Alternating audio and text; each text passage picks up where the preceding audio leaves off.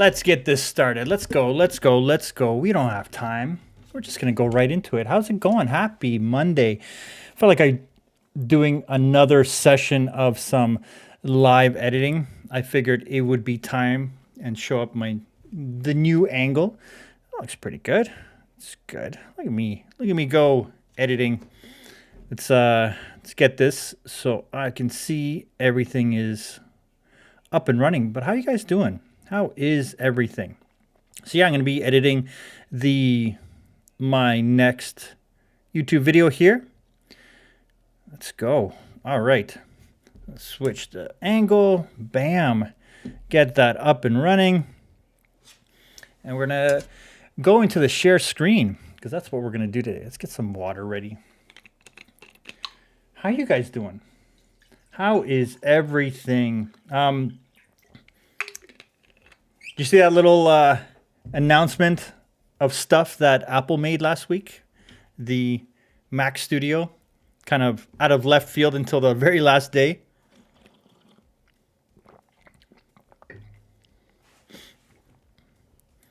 Nice. Packing for a Florida trip tomorrow. Luis, happy Monday to you. How's it going? What are you up to today? Always catching your live streams late on the Saturday night. But yeah, today we're gonna be editing some more stuff. Let's see if I can get this working. Hey, look at that. That feels good. Does that feel good? That looks good. Let's see if I can get my cursor to work. Probably not. But today, yeah, I wanna make sure that we get some. I want to talk about the Mac Studio. That's really why I wanted to do this while I edit the next video. I want to talk about the Mac Studio. Did you guys buy something? Did you guys pick something up? What did you guys do? I know that a lot of people were eager to buy the gear.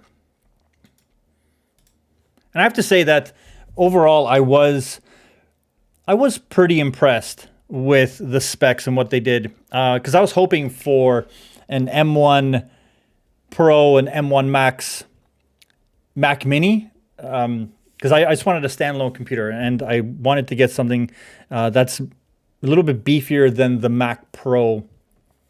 Sorry, not beefier than the Mac Pro. I still want something that's beefier than the Mac Pro. I wanted something that was a little bit beefier than the M1 Mac Mini, because Final Cut is still kind of hanging up on it. I'm using that right now.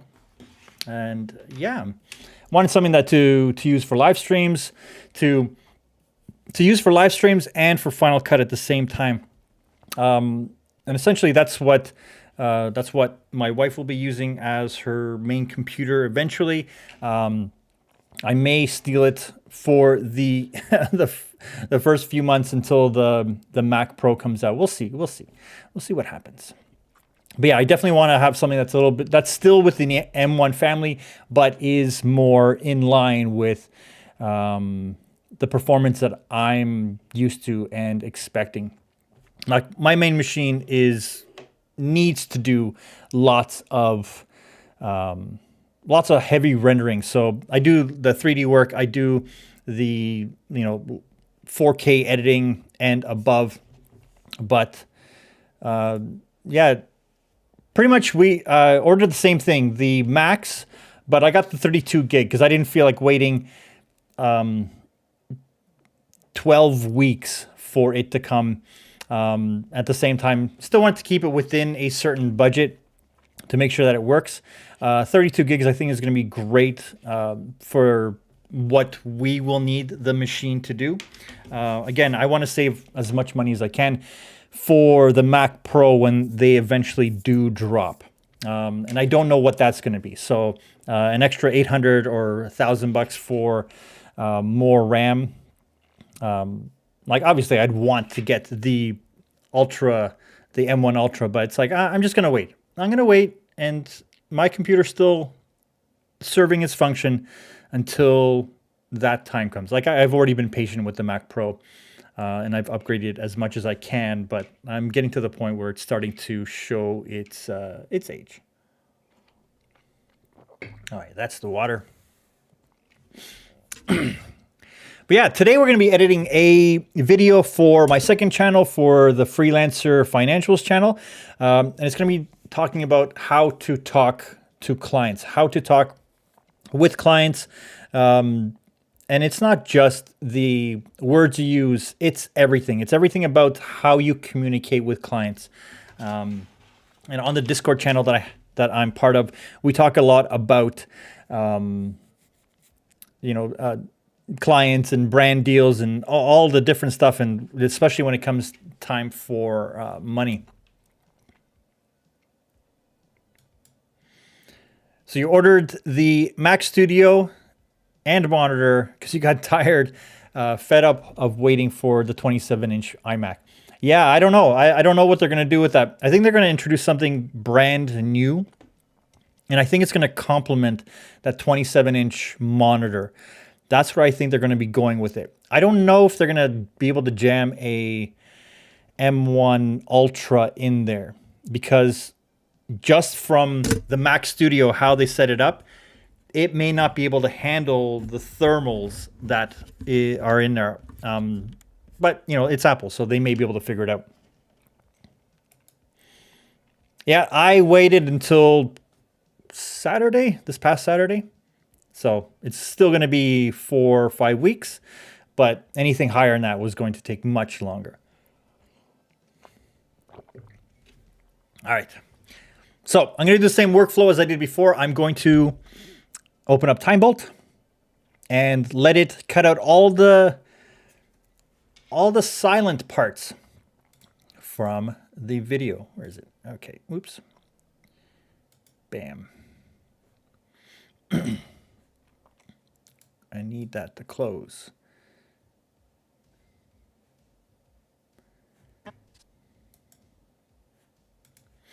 Finish. I don't want to end my show. Let's put that down there. All right. So which video is it? You sit up straight. Okay, that's the one. So I need to find it in the Finder because I have... Oh, no. I need to find the proxy because TimeBolt does not like the 10-bit files. I found that out. That's okay. I make a proxy and then open up TimeBolt. Yeah, share my screen, the full screen. How about that?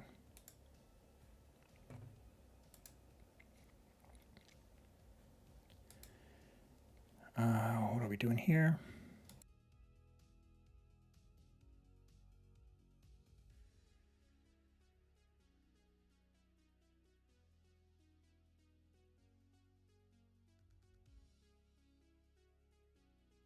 So, give me that a second.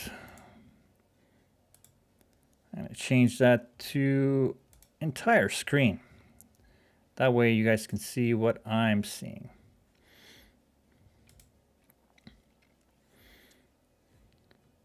Ah, beauty. Okay, so then we're going to open up TimeBolt. TimeBolt, boom, let's go. We already found our footage. Drop it onto TimeBolt. Stripping the audio. I don't want to update right now. Don't want to do that right now. So right now TimeBolt is just going through and taking out all the chunks. And so in this video file, it has saved me 15 minutes. It has saved me 15 minutes and 33 seconds. Yo, were you guys able to see that? It doesn't show you the close-up. Anyways, all right, good. So then we just scroll down to the bottom. Let me just change that to current application. Why isn't it showing me that? That's interesting. TimeBolt, boom. So yeah, there you go. So now we can see that. So yeah, this TimeBolt has cut out 15 minutes of silence from that video. I'm going to export the XML, and it goes into the same place as the original file, which is cool. So then we're going to go back to Final Cut. And I'm going to import that XML. There we go. Where is it? Import XML. Just got to make sure that I'm finding the file. So you locate your file, import. Here it comes. There's some errors that come up always with Timebolt, which is okay.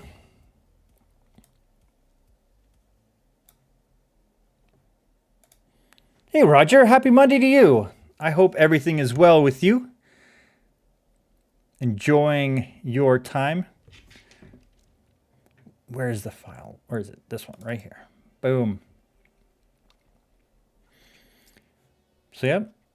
So one of the things that I want to do is I want to make sure that I can see that file. I'm going to add my LUT to it, the LUT that I created for the slog3. Add that to the entire file. Give it a second. Let it do what it do. Felt like Doc Rock there for a second.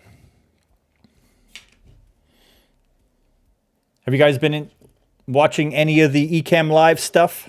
There you go. Look at that. Now you guys will get to see me stumble through a whole bunch of words again.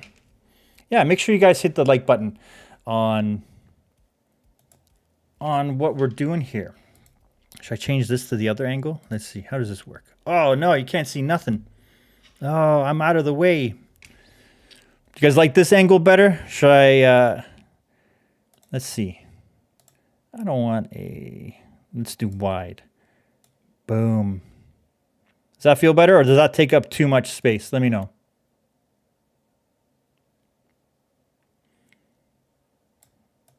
Hey, we can do that.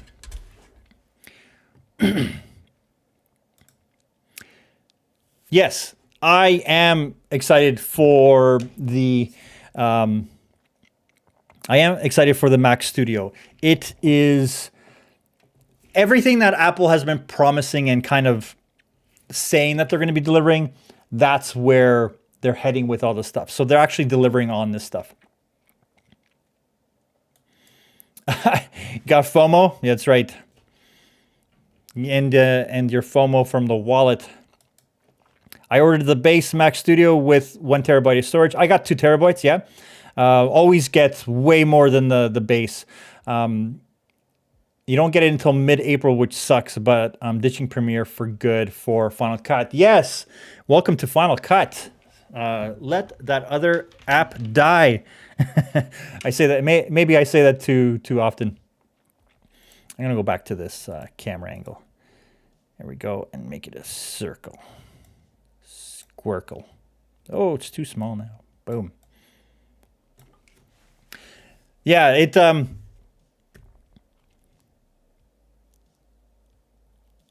you wish you didn't buy the M1 Pro back in December. Yeah, I held out. I held out so long. I wanted to buy the 16-inch M1 Max, but the same thing. I knew that Apple this year was coming with something bigger, badder, and I don't travel enough. I don't do enough work on the road anymore to justify buying a laptop, and I didn't want to spend an extra $1,500 on just a screen that was 16 inches, where I knew that I'd rather get a updated Mac Mini, which the Mac Studio essentially is. They put in all the thermals to deal with those bigger processors. So what do you guys think? What will Apple do for the Mac Pro? Do you think they're just going to jam M1 Ultra and just call it a day? Or do you think they're going to introduce something much stronger than the M1 Ultra? Do you think they're going to introduce the base model will be the M1 Ultra for the Mac Pro? I doubt they'll do the M1 Max. So that doesn't make any sense for a Pro model to have an M1 Max in it, even though they may do it just because they can. But I think they'll start with the M1 Ultra. Like the Mac Pro is a low volume computer, so it would make sense. Low volume but high profit, and especially now that they're doing their SoCs for themselves, their profit margin is going to be much bigger. And I think that's why they introduced the Mac Studio, to give us that sub $4,000 computer that is just kick-ass, but without any of the finagling that most people would do with upgrading this or that. Like, they know what their customers do. They know how their customers treat their products. And there's probably only like 1% or, okay, 10% max that actually go and update their RAM or the GPUs. But like, we're talking about not gamers. We're talking about pros that will buy maybe 10 machines to build a render farm, to build a data center, to do something that's a little bit more high end. Now, someone made a comment that I was making fun of the Mac Studio for not being pro. Not at all. I think the Mac Studio is going to be a great machine for pros. But giving it the name Mac Studio Pro, which they may do, it doesn't make sense. But like Mac Pro would be that thing that they do, that they add that ability to make it modular. And I feel that they'll take the whole CPU with the unified RAM as a unit that you can just take out and swap a whole nother unit into. So it's not just the CPU, but it will be the whole shebang. And then they may do a trade-in where they take that and put it into smaller machines down the road. That would make sense for me. Just the way they're maximizing how they build these chips, because they're all built on wafers, and they actually build the two M1 Maxes on one unit. And if those two chips work perfectly, they just cut it that way, so it's one chip. So it's very smart on their part. But even then, even someone could take that whole unit, cut that still, and continue the process and put it into, Mac Studios or whatnot down the road. Or iPhones. Who knows where they're going to put this stuff later.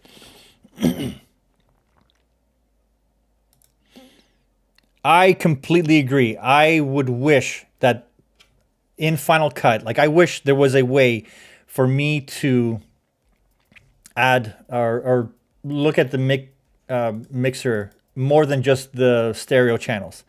Like, we have rolls, and I mentioned this before. I wish there was an ability to drop effects right in here and then have a mixer for every single roll that you have.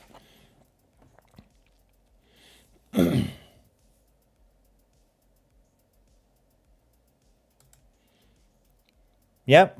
And Apple has they're pretty good when it comes to, if you buy Apple Care, they're pretty good. I've cracked a couple screens on my iPhones and they replace it. So I'm pretty sure that if there's any big issues, and 3 years is a good long time for a computer to last.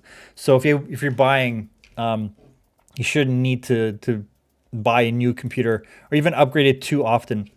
If you buy, just make sure you up the RAM a little bit and you up the SSD, and you'll be very satisfied with with your Care. Thank you, Baymax. All right, let's start editing some of this stuff. Yes, but that's what the Mac Pro is going to come with. And what's the best way to put it? The SSDs that are in the machines are so much better and faster than the ones that you'll find in Samsung T5s or T7s, or even some of the lower end ones. So because they're able to buy in such big bulk, it doesn't come down to, they can make it cheaper for the more expensive stuff. So go look for the most expensive, or one of the most expensive SSDs out there, and you'll see what the value of that kind of stuff is.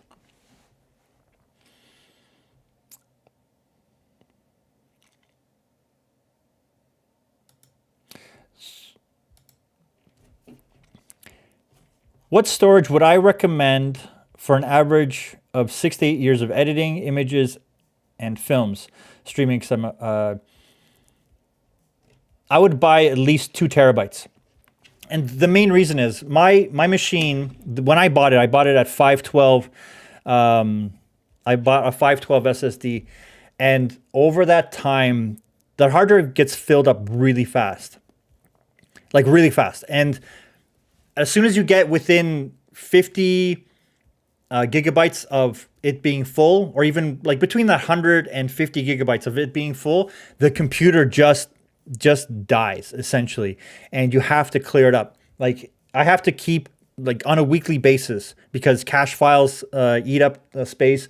Dropbox, even though I have it select sync, it eats up so much storage space, and it just slows down the computer. And so I spend so much time just cleaning it up just so the system works properly. So if you ever find your system just slowing down to a crawl, clear space and try to have as much off the main SSD for as long as possible, because SSDs do have a limit of write cycles that they can do.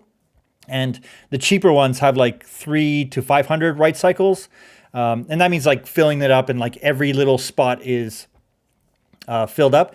Whereas the SSDs that Apple uses, they have like 2,000 to 3,000 write cycles, which should last. Like that's 5 years of heavy use and storage on those machines. So, but if you have lots of room on your main hard drive, you shouldn't notice any slowdown for 3 to 5 years using that machine. So that's what I would get. And any computer moving forward, the minimum I will be getting is 2 terabytes, if not more.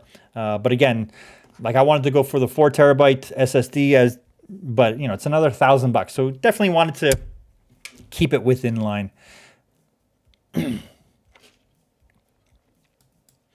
If I was getting the M1 Ultra, 64 gigs for sure, 128, unless you're using it for 3D animation, unless you're doing a lot of After Effects work with like hundreds of layers, and you're editing at the exact same time, and you have Photoshop open, that's when you'll really notice it. Or if you're doing some high level machine learning or data sets, that's when the 128 gigs is really going to be noticed.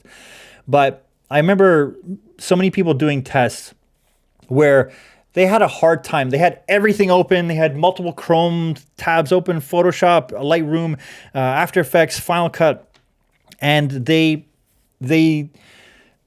only were able to get it to like 60-ish gigs, and it was still working fine. And they had 96 gigs on that machine because they were like, let's try to fill it up. Let's try to jam it. And they weren't able to do it. So unless you're doing that kind of level, like if you're working in 3D models, there are some scenes and models that you can open up that will easily eat up 100 gigabytes. Like just the scene, just opening it up will take that. Like some of the models just can be massive. But again, if you're working with that kind of stuff, you're probably working on high level productions where like ILM, when they build a starship or whatever, it's they build it physically in the machine, in the 3D world, life size. So it's like a kilometer long. So like, and like it has details and millions and millions and millions of like polygons and stuff like that. So if you're just doing Photoshop, if you're doing Final Cut editing, that's where you should kind of like 64 gigs is probably plenty that you'll need over the next 5 years. And actually, it annoyed me a little bit when people were like, who's editing 18 streams of this? Or like, who needs to edit so much stuff? It's like, you know, people do more than just editing, right? Like these computers aren't just for Final Cut Pro or Premiere, Resolve or Photoshop. Like, you know, people get stuck in their own little bubbles, and it's like, who would ever need so much stuff? It's just like, there are people like medical simulations can easily drive up, like they'll need 1.5 terabytes and they'll be like, can you give me more? Like, it's just like, it's crazy the amount of computers space is needed for that kind of stuff. But anyways, I digress.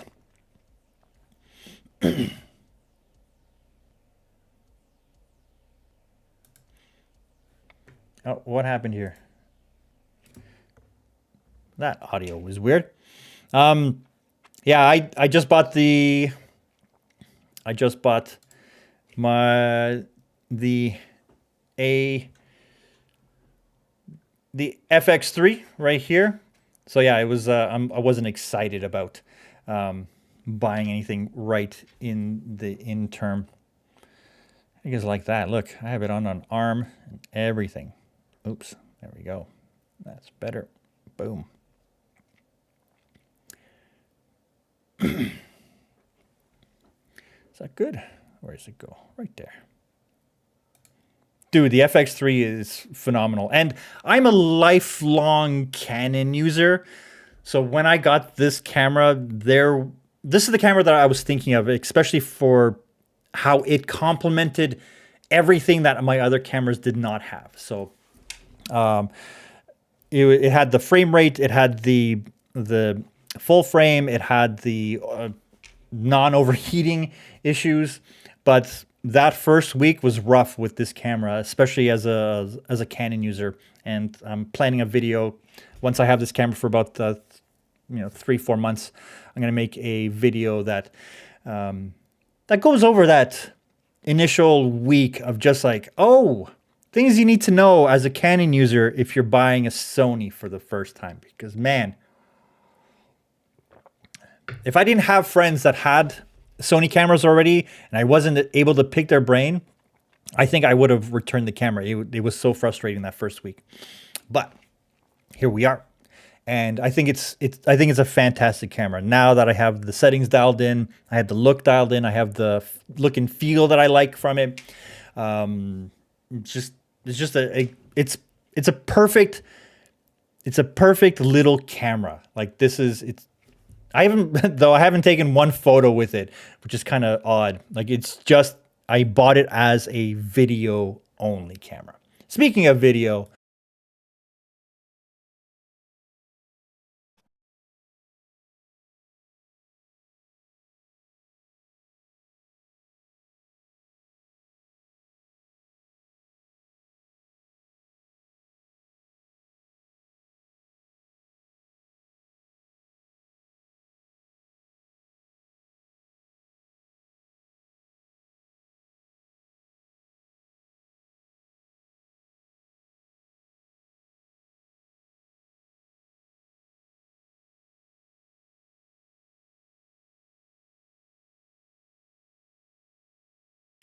there we go. Now I got sound. How's it going? Talking to them is more about convincing. Can you guys hear that? You should be able to hear that. Right fit to work with them. Talking to them is more about convincing. There we go. I don't think they fixed the overheating issues with the Canon camera. I think that they're still present, but we'll see. Like people are just starting to get those cameras into the hands, and we're gonna see so much. All right. So you guys can see this. It's my mouse. You guys can see when I do left and right clicks. All right. So I've done my time bolt. Now we're in here. Let's edit some stuff. Maybe I'll zoom in. Oh yeah. Hope you guys see a little bit. All good on sound. Good.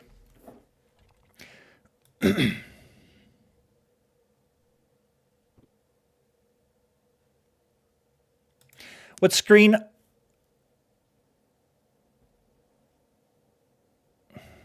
Like you mean like what am I using for this, for the mouse? Is that what you're asking?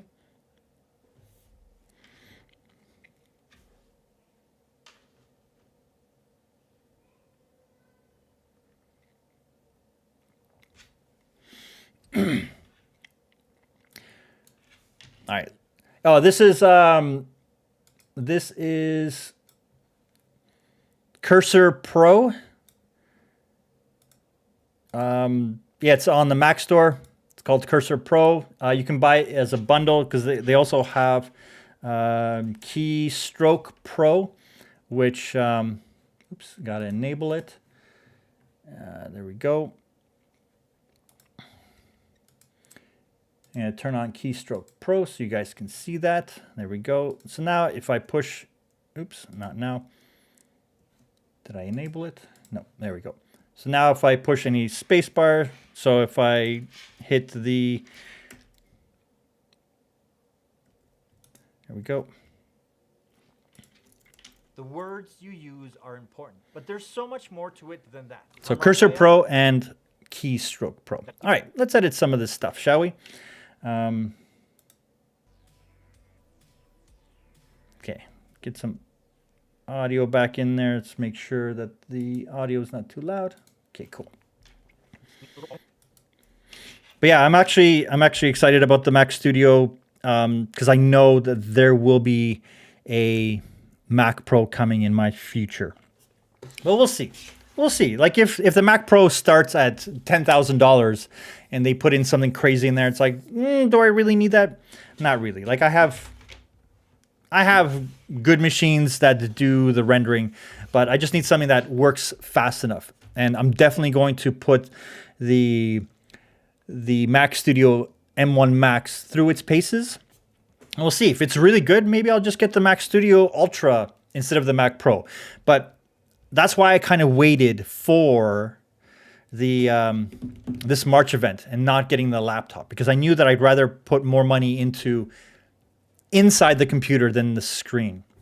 Because I do most of my work here, and if I'm traveling and doing work, then I don't necessarily want to be working on airplanes and stuff like that. I've done that before. One of my friends just did a video where he's traveling, he's doing work, but he's a coder, and he was jammed up into his in his like in the airplane seat, and like the laptop was all crunched. I'm like, I remember doing that where I would need to be editing a video when I flew from Toronto to LA, because as soon as I landed, I would go straight to an event and then it would be on the screen right then and there, because we just got the footage because it was just recorded as I was getting onto the plane, and it was just this.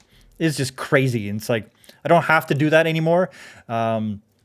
You know, and if a project comes along like that, then I'll justify that as a reason to buy that. But it doesn't make sense for me to do that. I'd rather have a machine that, because the 14-inch MacBook Pro gets thermally throttled, so it doesn't utilize the full potential of the chip that's in there. So I'd want something that I can hit render on a Friday night, and there's a 72-hour render that it just chugs literally at maximum capacity for those 72 hours. Like that's the kind of machine that I need, right? It's not like I'm not looking for a machine that can export a video 5 minutes faster. No, I need a machine that can render a single frame 5 minutes faster, and then multiply that by 7,000 frames. So that's the kind of machine that I'm looking for. And right now, the main machine that I use can do that. And if I need something even faster, then there's access to a render farm. So it's like well beyond what these machines are capable of, or I'd want to push them through. Hello, happy Monday to you, Gil. How's it going? How is it going? Yeah, hit the like button. Make sure you guys hit the like button. Yeah, let's get some editing. Geez, I haven't done any editing. I'm just chatting with you guys because you guys are awesome people. Yeah, I did a whole video that I launched today that said, don't fear Final Cut Pro. And it talked about all the things that are awesome about Final Cut that aren't really present in other apps. And some of the discussions that came from it were that people were like, oh, they still prefer DaVinci Resolve, or they still like they're faster in Premiere Pro. And that is the ultimate thing that you need to be looking for. What serves you best? What application helps you create and get your work done faster? If that is Premiere Pro, dude, use that, because the whole point is for you to have a good relationship with the computer and the software. And because I've used Final Cut and Avid and Premiere and DaVinci Resolve Final Cut is just the one that I like going to because it's so, for me, it's intuitive. The magnetic timeline just works so much better than anything else that I've worked with. I don't need the track-based stuff. I don't need the mixer. It would be nice, but I don't need it for this kind of stuff that I do. And if I wanted to, I can just take this and mix it later in a separate app, because the editing portion, I'd rather do that in an app that I work really well in and then mix it later in another app. I don't want to work in an entire app just so I have the mixing capabilities towards the end, because the editing process is the one that eats up most of the time. So that's why you gotta know what you're trying to achieve. What are you trying to achieve?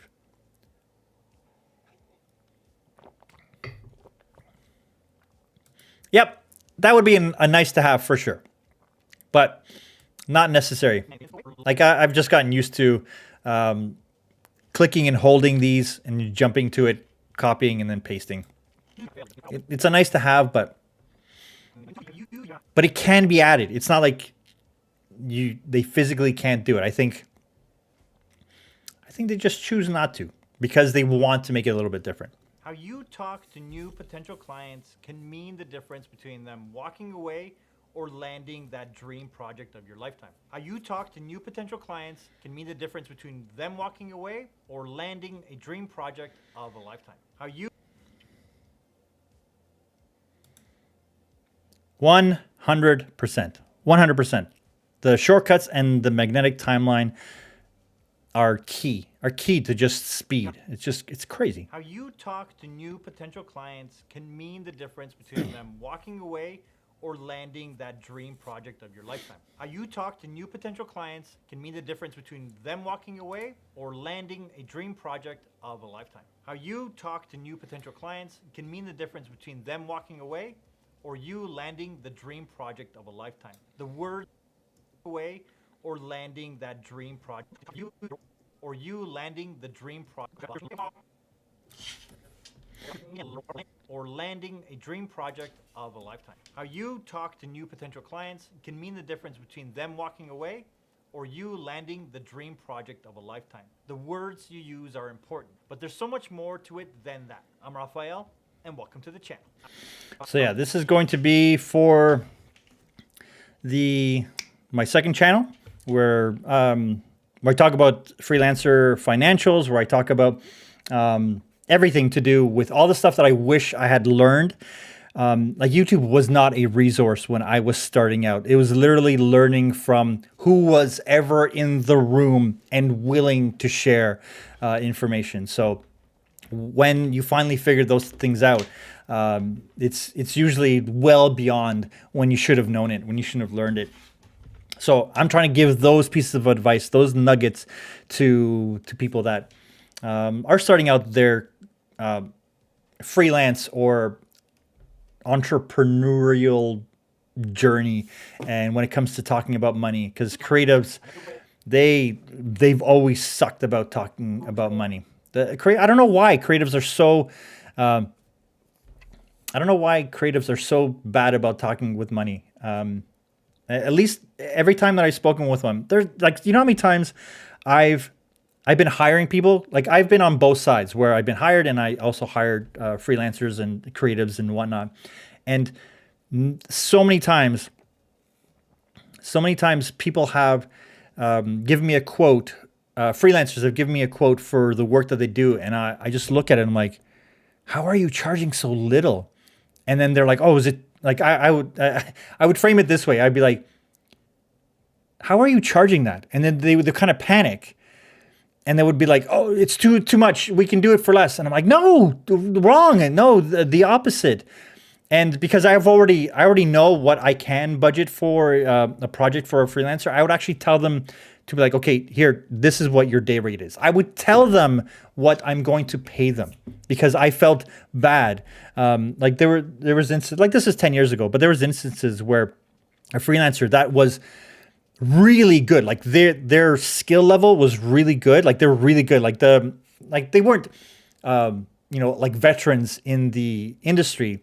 Like they were just fresh out of university or school and whatnot, and they would charge me like $150 a day for like 12-hour day of work, and I'm like, what are you doing? Like, no. And even then they'd be like, oh, is this too much? I'm sorry. And they'd be apologetic. I'm like, why? Why do creatives fear talking about money? So yeah, definitely want to make videos that help creatives in that space understand that it's okay to ask for money. And when a client says no, that they won't pay that, just remember that no stands for next opportunity. So anytime you hear no, just next opportunity, go for it.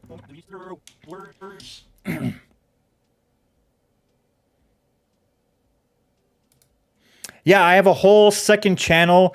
I don't think I linked it in the description, but yeah, I have a whole second channel where I just talk about that. I live stream where I talk about, one of the next live streams I'm doing is red flags to look out for.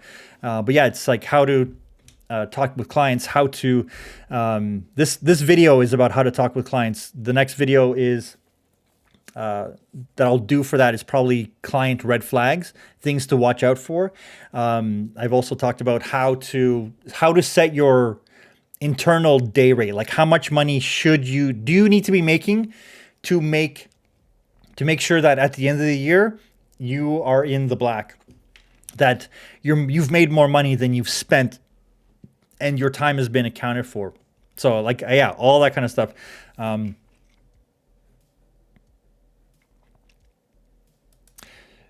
The next live on the next channel or on the second channel.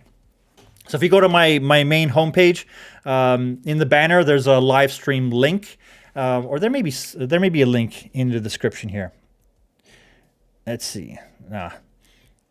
Can someone grab the link for that and drop it into, you know what? I'll grab the link and I'll drop it in. Where is it? Boom. Go to YouTube channel. Boom. I'm going to drop that link for you guys right here. Here we go. There you go. That's my live stream channel. This is where I talk about how I double my income in 2 years by working less. This was a couple of years ago. I talk about how to set up your money buckets as a freelancer. I talk about how to work less and make more. All those things. So it's a brand new channel, roughly a couple months old. And yeah, that's what I kind of talk about there. So yeah, let's get back to it. Does anyone want to be a moderator? Raise your hand. Anyone making moderators? Can I get one of you guys to be a moderator? Let me know. Let me know if you guys want to take that up. So if you guys join me for my live streams, you guys can help me out.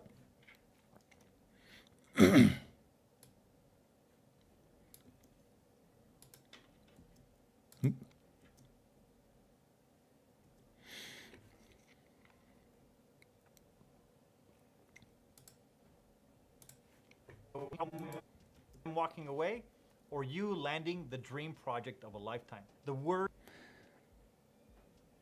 Done. I'm gonna make you a moderator. Let's see. Can I do that? Add moderator. Boom. Mr. Camera Junkie Luis is now a moderator. If you guys are not following Mr. Camera Junkie, he is worth a follow. He is always. I love your live streams. Make sure you go give him a like and a follow. Subscribe to his channel. Dude is awesome. Where is it?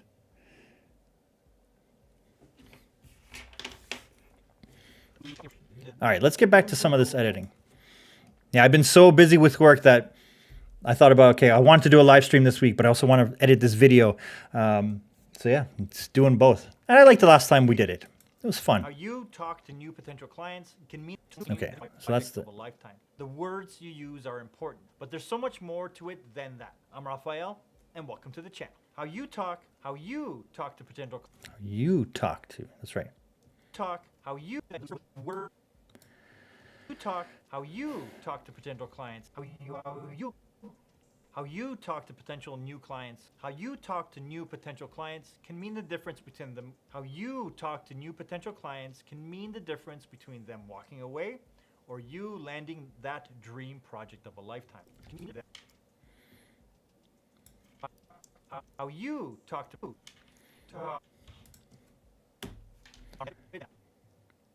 I'm Raphael, and welcome to the channel. How you talk. And do that as well. There you go. I'm Raphael, and welcome to the channel. How you talk, the words you use are important, but there is so much more to it than that. How you talk to new potential clients can mean the difference between them walking away or you landing that dream project of a lifetime. The words you use are important, but there's so much more to it. Okay, what am I doing? I missed something. How you talk, the words you use are. I missed something here. How you talk. So the interesting thing, when I did this last time, when I did the edit, it was so hard to split my brain between chatting with you guys and doing the edit. I actually had to go back and clean up a few things. And if you guys were part of that last live stream when I was editing this video and then you saw the final video, what do you guys think? Like, the rough edit looks so rough and it's hard to envision what the final video is going to look like. But when you guys are editing, do you see, like, literally see the video in your heads and you know how you're crafting it? Because when I'm watching it, I know what I'm looking for and I know what it's going to look like. But someone sitting kind of watching over your shoulder, they may not see that. So they're looking at it like, oh, this is kind of rough. But a lot of people actually that did watch the live stream of me editing that previous video did come back and say it's like, wow, it's such a night and day difference from what you were editing and how it was flowing to the final video that I got put together. So that was nice that they saw the way I was seeing it, but they didn't see it when I was actually making it.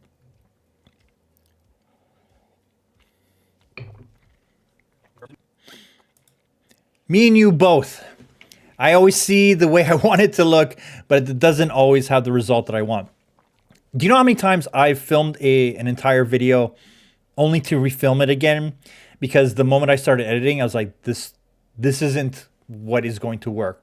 Like when I shoot B-roll stuff, I've shot whole sequences of B-roll just to scrap it and start over. What do you guys do with old footage? Do you guys archive it? Do you guys blow any of that kind of stuff away? Because I keep it all, but like it's starting to eat up my hard drive space, and I think I'm gonna have to let some of that stuff go. I know that Marquez Brownlee, MKBHD, he just saves his final video. The rest, he says he blows away because like that would be like he would need data centers for the amount of footage that he shoots, which I found interesting because it's like, wow. Like I know he finishes his videos in 8K, I think. But still, that's a lot of footage to just go. The words you use are important, but there's so much more to it than that. I'm Raphael, and welcome to the channel. How you talk to new potential clients can mean the difference between them. How you talk. And that's another thing that I love about using. That's another thing that I love about using, why I like using TimeBolt is because I just sit here, let it play, and delete the takes that I don't like the half of the culling of the video is all done, and now it's just me like, do I like this take? If I don't, gone. And welcome to the channel. How you talk to new potential clients can mean the difference between them. How you talk to new potential clients can mean the difference between them walking away or you landing that dream project of a lifetime. The words you use are important, but there is so much more to it than that. How you talk to new potential. How you talk to new potential. The words you use. Typically, when I do a video, the intro is the one that I go over and over and over again because the emphasis is key to communicate what I want in the video. But there's so much more to it than that. I'm Raphael, and welcome to the channel. 90% of the way there. If you are already talking, if you are talking with clients, that means to the channel. If you are talking with clients, so you keep it for a year, then we always keep the final videos. Yeah, I started uploading all my final videos to Dropbox, so I have a backup, a non-physical backup in a virtual environment. And how do you guys export your videos? Like for my pro work, it's always ProRes 422 HQ. Or for the higher end stuff, I do 4x4 XQ. But for your YouTube videos, do you guys do H.265? How do you guys export that? How do you guys save those videos? Does it really matter? Should it be ProRes? Again, it would eat up so much space. Yeah, I do the same thing. I make so many mistakes in the video and decided to play on adding it a disgruntled editor. Yeah, there you go. I like how sometimes those little ideas spur out of just what is actually happening, what you're actually creating. And welcome to the channel. Typically when I create an idea or when an idea forms in my head, it usually starts with one image or one sentence. And then I'm like, ooh, I like that. I like how that can build into a bigger story and into a bigger arc. Like with the Don't Fear final cut, really came from that moment where it's just like, I was talking with someone and I said the line where it's just like, with Final Cut and motion VFX, you don't need a degree, a bachelor's degree in motion graphics and design and Illustrator. And I went to school for that, and I kind of went like, I feel sad for my diploma. Oh, so sad. And it's like, that had that image of like just longing for it. So I put that in the video where it's just kind of like that like, I'll hold on to you moment.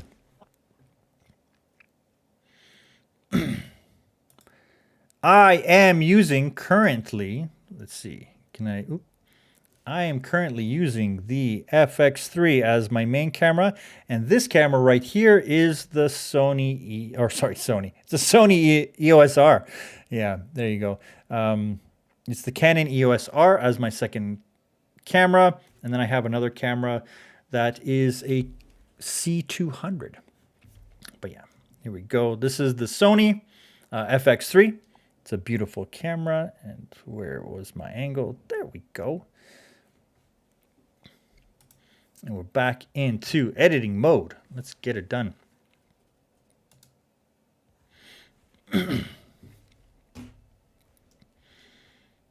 Turn on my index, and then I can open this up just a little bit more.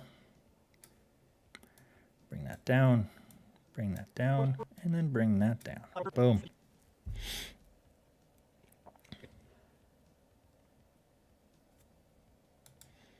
They're fantastic. Motion VFX is definitely, it's so drag and drop and easy, but it looks so good and it's customizable.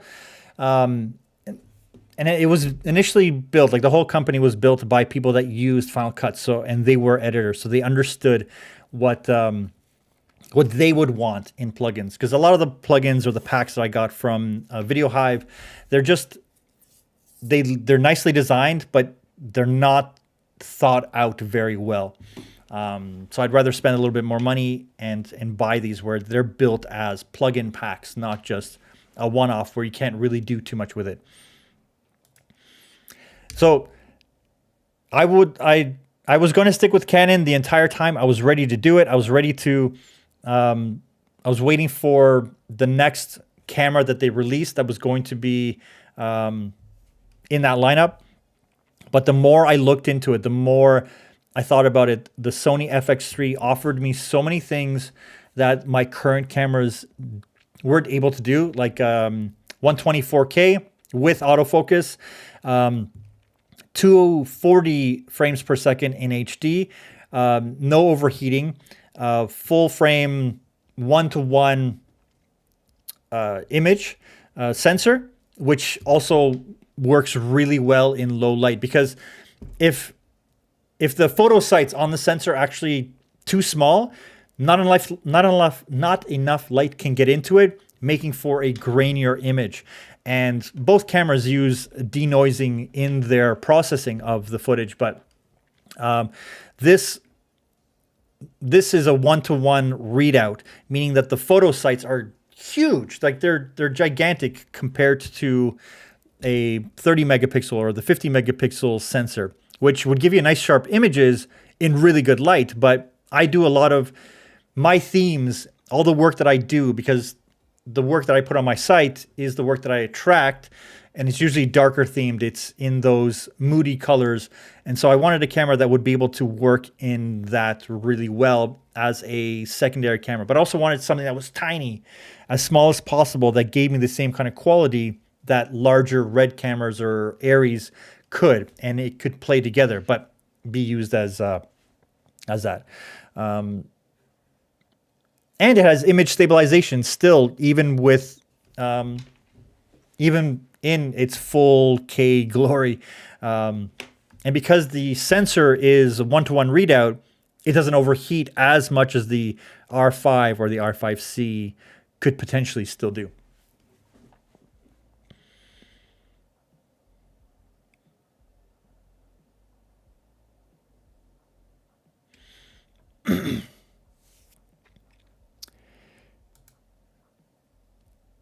So do you know, do I know if I've nailed a take ever? Yes, 100%. I can just hear it. And it took a while to get to a point where I felt I've said the line the way I envisioned it, the way I know it communicates as well. I'm still getting used to it. I'm not an in-camera kind of person. I've always been behind the scenes. So definitely when I started this YouTube channel 2 years ago, it was something new. So I'm still getting comfortable and trying to be okay with me being on camera. But I like it. I like it now. Now it just feels like I'm chatting with you guys at this point. I don't feel nervous at all. I don't get nervous before live streams. That first video that I recorded, I remember I was just nervous. I'm just recording. It wasn't even live. And I was like, why am I nervous? Like, nobody's watching this and I don't have to post it for anybody. But I got through it, cobbled the edit together, and man, oh man, did I learn a lot just from doing this side of it, but also trying to think like a director behind the camera and how the angle should be, so yeah, that's always interesting.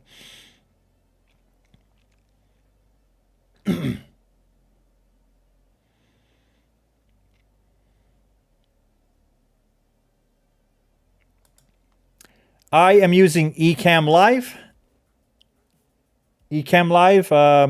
for live streams. It allows you to do a lot of stuff. I can add my own LUT to this. I don't have to change any camera settings from the way it's set up.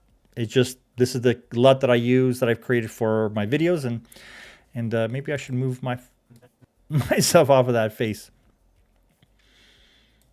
I try not to look at all the cameras too often. Like, it took me a year to decide if I should get the R5 or go with the FX3. Like, the cameras were out for that long before I went like, all right, fine. I went with this. And again, it's because I have friends that have the FX3. They were the ones that convinced me. And it took them so long to be like, dude, you need to get this camera if this is the stuff that you want. The R5 will not be able to do what you're looking for. So yeah, again, I wanted a camera that could do things that my other cameras could not. And the R5 just would do the same things that my other cameras could do. It just had a higher resolution. And I use it more for video. They're like, well, why don't you get a more video-centric camera than that?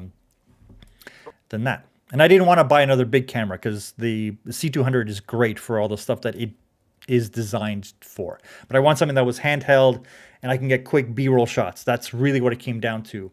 I didn't want to put it onto a gimbal. I didn't want to put a big camera onto a gimbal. I wanted some handheld shots because all the stuff that I was using it for was for that kind of stuff. And if I'm doing a shoot with a client, then I'm going to have a gimbal operator. I'm going to have a steady camera operator. I'm going to go for that kind of stuff. And I actually don't like using, I have my gimbal up there. Well, nope, it's down there.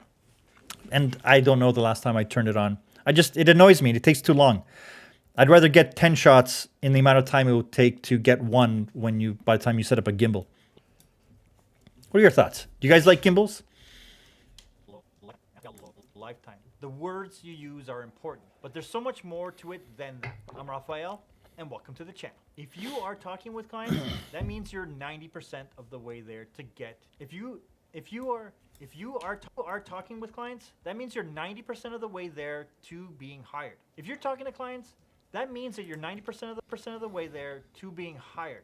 They are talking to you. Yeah, make sure you guys hit the like button. In your portfolio that makes them feel that you are. Feels weird asking for you guys to remind you, but I know that when I'm watching and someone reminds me, I'm like, oh yeah, I haven't hit the like button yet. That means that you're 90% of the way there to being hired. They are talking to you because they saw something in your portfolio that makes them feel that you are the right fit. Talking to them is more about convincing them you will be the right fit to work with them. Talking to them is more about convincing them that you will be the right fit to work with them. And you line up with their ideals and you seem like someone they'd like to work with. And this is where you fill them with confidence. That's the one thing that annoys me about Final Cut is how when it's playing Fill them with confidence and you scroll somewhere else for the first time, and it doesn't come back, the audio waveform. Communications, you have to keep it very. You have to actually stop it and start. So in those first few communications that you can actually do the job. Meeting clients for the first time, they reach out to you. And this is where you fill them with confidence that you can actually do the job. Meeting clients for the first time, they reach out to you. So in those first few communications, you have to keep it very positive. What happened here?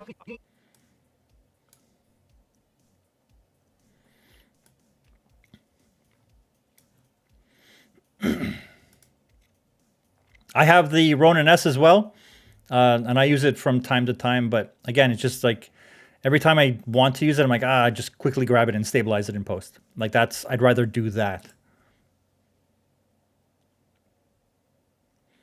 So glide cam and monopods. Yeah, like all these tools when you design the shots, and it's good. But I think in the run and gun scenarios that I'm doing, especially for the YouTube channel, where I have a different mindset than when I'm on set. Because like on set, I'm designing the shots and I'm thinking about it. And I know that I want this. And I'll actually bring a separate camera that I can put a gimbal and camera combo together. And it's just ready to go. I write my scripts. I enjoy writing the whole writing process. And it really comes down to said it many times where a writer friend of mine said, why use 10 words when 3 will do? So I like to make my scripts as efficient as possible because of the evergreen nature of them. I don't do too many videos that are, very time sensitive, like very specific. Even the Mac Studio video that I did, it's still kind of more of a discussion about the Mac Pro where it's leading. So it's still going to have some legs over the next year. It's not like, hey, they announced the Mac Studio. Here are all the specs. Like there's plenty of people that do that really well and they have their audience for that. That's not me. That's not the channel that I do. I try to add to the conversation, but then have a bigger conversation beyond what like, hey, this is cool. Though I'm probably going to do a buyer's guide for the Mac Studio for people because a lot of people have been asking me that. So it seems like people are having that question. It was the same question of like the 8 gig or the 16 gig. So I'm going to be like, this is the video. This is the kind of computer you should get based on the kind of work that you do. And those are all the videos that I do where I try to make them evergreen, like the tutorials, the bigger discussions on how to choose a camera, how to choose a computer. Definitely evergreen. So when I make a video, I want I want to make sure that the 5-minute video that I make is just jam-packed with the exact message that I want to do. Where these live streams, like I ramble too much. And I've done a lot of videos where I do bullet points, but I feel that I get lost in the thought. Like right now, I got lost. I feel that they will do that. I think the next big update for Final Cut, when they do 10.7, I think we'll get some of those features that a lot of people have been asking.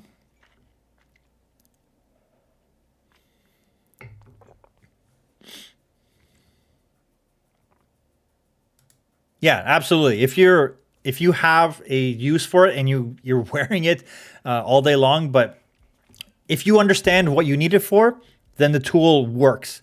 But just to buy the tool because it's a cool idea, I'm not for any of that. It's like if you have a specific purpose for it, it's a great thing.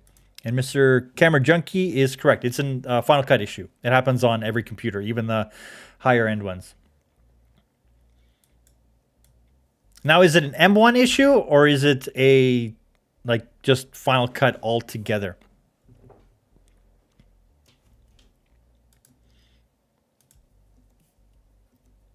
Nope. Or you landing the dream project of a lifetime. The words you use are important, but there's so much more to it than... Yeah, that's another issue here with Ecamm. It breaks the audio for some reason from Final Cut, from the screen recording. Oh, too far. And this is where you fill them with confidence that you can actually do the job. Meeting clients for the first time, they reach out to you. What was I trying to say there? Someone they like to work with. And this is where you fill them with confidence that you can actually do the job. Meeting clients... I'm still practicing because I do use a teleprompter. Because again, the words that I scripted are the way I've scripted them carry that full meaning. So I do script it. I do try to sometimes not use a teleprompter and just kind of read and memorize the line. But I do, I like using the teleprompter because then I feel like I can record it faster as well. So I try to make the recording and the whole process of making a YouTube video as smooth as possible. So the writing takes about an hour, the filming takes about an hour for each one, and then the editing can be anywhere from 2 to 5 hours depending on what is needed and how much B-roll is in there. Like the last video that I did on Don't Fear Final Cut, that I wrote that in probably 40 minutes. I filmed it in, I would say, under an hour. But then the editing for that video, I would say probably took about 8 hours, just going back and forth and making sure I had everything. It took a much longer. But then the video before that, the Mac Studio video, that I wrote, filmed, and had it posted, I would say in 3 hours.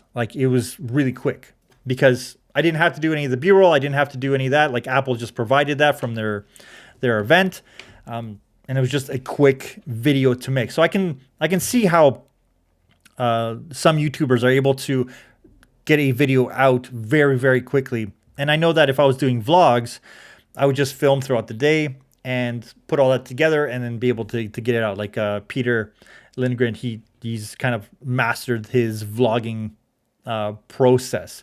But I'm not really into vlogs. I don't watch them. I would say the only person I watch vlogging, there's only two, and I don't even watch all of them. It's just kind of like, hey, what are they up to? It's like kind of hanging out with a friend. But it's like Peter and Avars are the only two people that I watch their vlogs because it's like I got way too much stuff to do to be making vlogs and watching that. Confidence that you can actually do the job. Meeting clients for the first time, they reach out to you. So in those first few communications, you have to keep it very positive that you can actually do the job. So in those first few communications, you have to keep it very positive. Remove any negatives. And in those key first communications, you have to keep it very positive. Remove any negatives. Remove any negatives. Boom, boom. In those key first communications, I like you just have to Final Cut keep is it so good very for doing that. positive. Remove any negatives. Remove any positive. Remove Like that right there, just that one step of just clicking it and one button and deletes it, where in Premiere it would be delete and then you'd have to, then delete it, or you have to do a key combo, which is a ripple delete, but you have to know that it's going to do that. So it's just like, it's one of those things where Premiere feels like there's always two steps to do that one thing. Where here I can make it a key, then you have to do close gap, but there is a ripple delete. But it's like if you do a ripple, if you don't do a ripple delete and you delete that, and then you like the clips aren't connected, so then you have to select the whole timeline and then it's just this. I don't know. And Avid had the same thing where it's like select everything after the cursor and then you move it over, and it's like, ugh.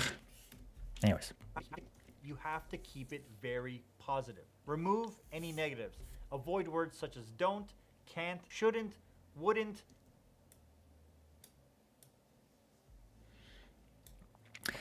And this is key. When you are talking with clients, you have to remove the negatives. So the don'ts, the can'ts, the won't, these are key words that don't fill your clients with confidence. And there are ways to say that, and this is what this whole video talks about. There are ways to rephrase those negatives in a positive way, but still say that it can't be done. So instead of saying like, what you're asking can't be done, or the budget you have, you can't do this. Like clients, the moment you say that, the client they pull back and they don't want to talk with you. They're coming to you for a solution and they don't know how much stuff costs. And you have to do a lot of hand holding when it comes to dealing with clients. So they don't know the process. They don't know these things.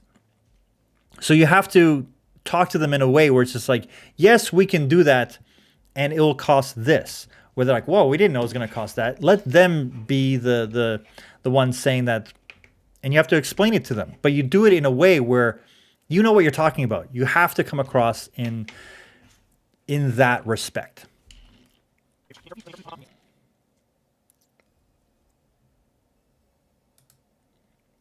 Yes, clients want problem solvers, not excuse makers. And they're coming to you because they know, well, maybe they don't know, but they're coming to you because they saw something in your reel or in your portfolio that says, we want what you do. And when they come to you with that, then you're already in that power position where you can be like, this is what I'm going to charge to solve this problem for you. And you have to ask those in those initial conversations, what are they trying to solve? What are they trying to achieve? Because a client will come to you and be like, we want a video. And it's like, well, why do you want a video? What's the purpose of the video? What are you trying to achieve? What's the metric you're trying to solve? Is it more sales? Is it more engagement? Is it brand recognition? Like what's the purpose of making this? And many times a client has come to me and be like, we saw this video. It looked really great. We want a video like that. It's like, and you have to dig into that. There's a reason they want that kind of video, because ultimately, if a client is running a business, they want to make more money. They want their business to grow. They want to stay relevant. They want to have that the social experience. And a lot of people, a lot of clients that just make one video and they're like, oh, that video didn't work. It's like, well, sometimes the solution is to make 40 videos over the course of 3 years. And that builds on that first video that you made. So you have to be listening. And this whole video kind of goes over that, like really listening to what the client is asking for, because sometimes they don't know what they're asking for. You have to pull it from the line, the in-between lines. Like you have to literally read between the lines. And this is where you fill them with confidence. And if you guys aren't already following The Future or Chris Do, like they talk about this, they articulate this kind of stuff so well, but it is the fundamentals of how to communicate. So in this video, I kind of talk about the things that I do that have worked for me. So yeah, it'll be on my second channel. So if you're not subscribed to that one, make sure you subscribe to that one. Oops. Oops. All right, let's edit a bit more. In your portfolio that makes them feel that you are the right fit. Talking to them is more about convincing them that you are a project of a lifetime. The words you use are Okay, that's good. It's good. Where was I? That you line up with their ideals and you seem like someone they'd like to work with. And this is where you fill them with confidence that you can actually do the job. In those key first communications, you have to keep it very positive. Remove any negatives. Avoid words such as don't, can't, shouldn't, wouldn't, no, not possible, or too difficult. Shouldn't, make sure that you keep it very, make sure that you keep it on the very, make sure that you keep it on the very, make sure that you keep it on the positive side. Here's an example. Here's an example. So what I wanted to grab something.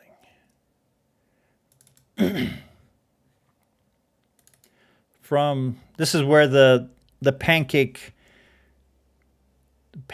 would be great. There we go. Grab that. Grab that.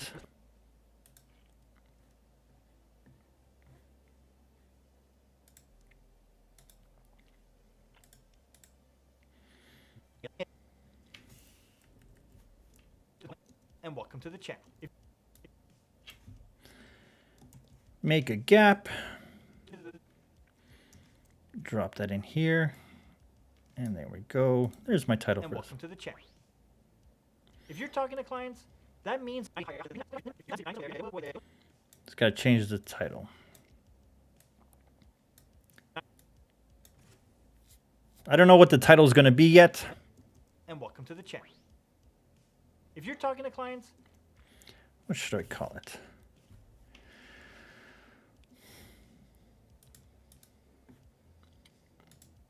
that you're 90% of the way there. If you're talking to clients, that means that you're 90% of the way. If you're talking, What should I call it? Because then I talk. Is this usually the first kind of card here? Thanks, Luis, for dropping in the link.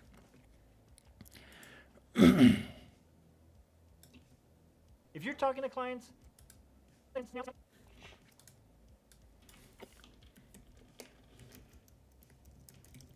Oops. Put my fingers on the right keys.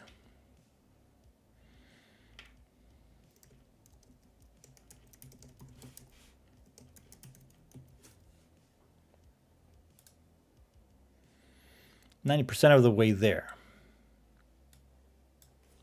No. Yeah, this is the other part that I kind of like always go back to and change these.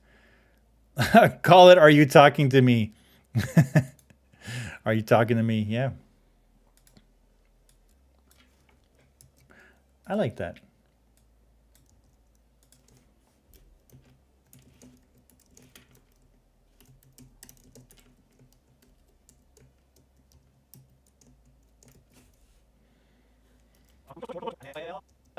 and welcome to the channel. If you're talking to clients, that means that you're 90% of the way there to being hired. They are talking to you because they saw something in your portfolio that makes them feel cool. So yeah, there's the first one. Yeah, I tried it for my second channel. I definitely try to keep the graphics to a minimal, not to make it too flashy because I want the messaging to come across. It's more like a discussion with friends, especially people that are coming up in the ranks. Because I remember having all these discussions with some of the senior people that I was working with, and they're like, they would sit me down and they would sit across the table and they would, tell me all the things like, okay, listen, if you're doing that, do this. If you're having this experience, try this. And it's like, these are the kind of things that really worked for them. And having that guided advice at those key moments, that's what I'm trying to make these videos really about, where it just helps people gain the confidence that when they're talking to a client, to a potential client that the opportunity is there, and to be okay with saying no to it if it doesn't work out for them. Hey, Annette, how's it going? I hope you switched over to Final Cut already and are using Color Finale. Or too difficult. Here's an example. Here's an example. Here's an example. Yeah, lots of examples. Here's an example. We don't do that kind of work. We don't. Okay. Here's an example. We don't do that kind of work. We don't do that kind of work. That's right. Here's an example. We don't do that kind of work. We don't do that kind of work. Do that. We don't do that kind of work. That's an interesting. Yeah, I got a role play. Difficult. Here's an example. We don't do that kind of work. That's an interesting approach. That's an interesting approach. We'll have to look into how that is done. That's an interesting approach. We'll have to look into it. That's an interesting approach. We'll have to look into how that is done. That's an interesting approach. We'll have to look into how exactly that is done. In both these cases, here's an example. We don't do that kind of work.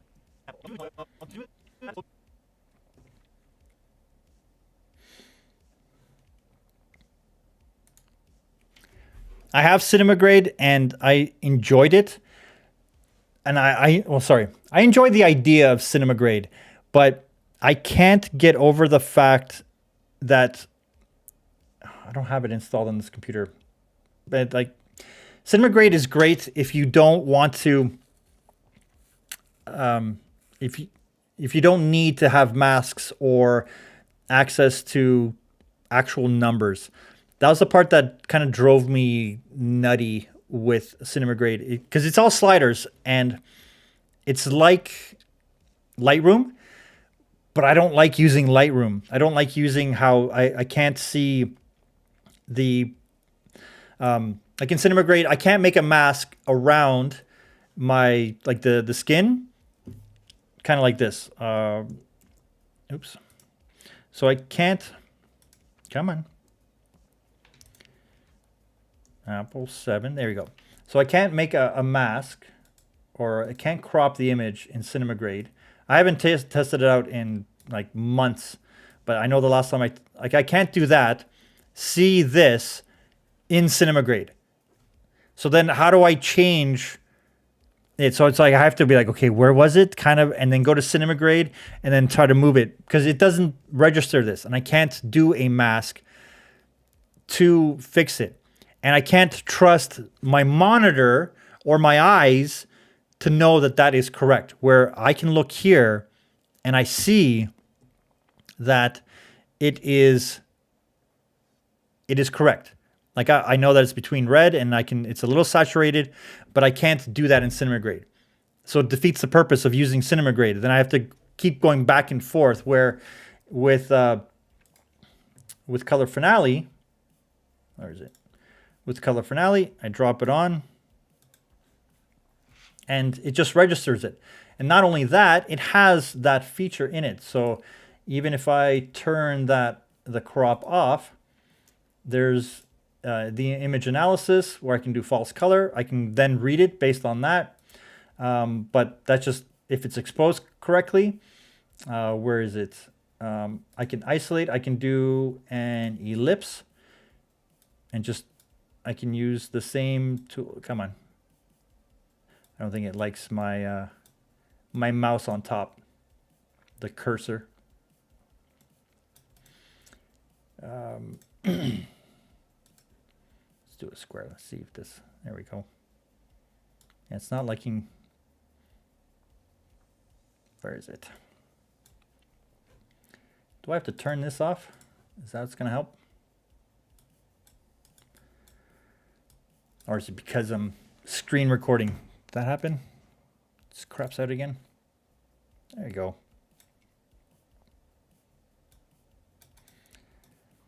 No, something's off.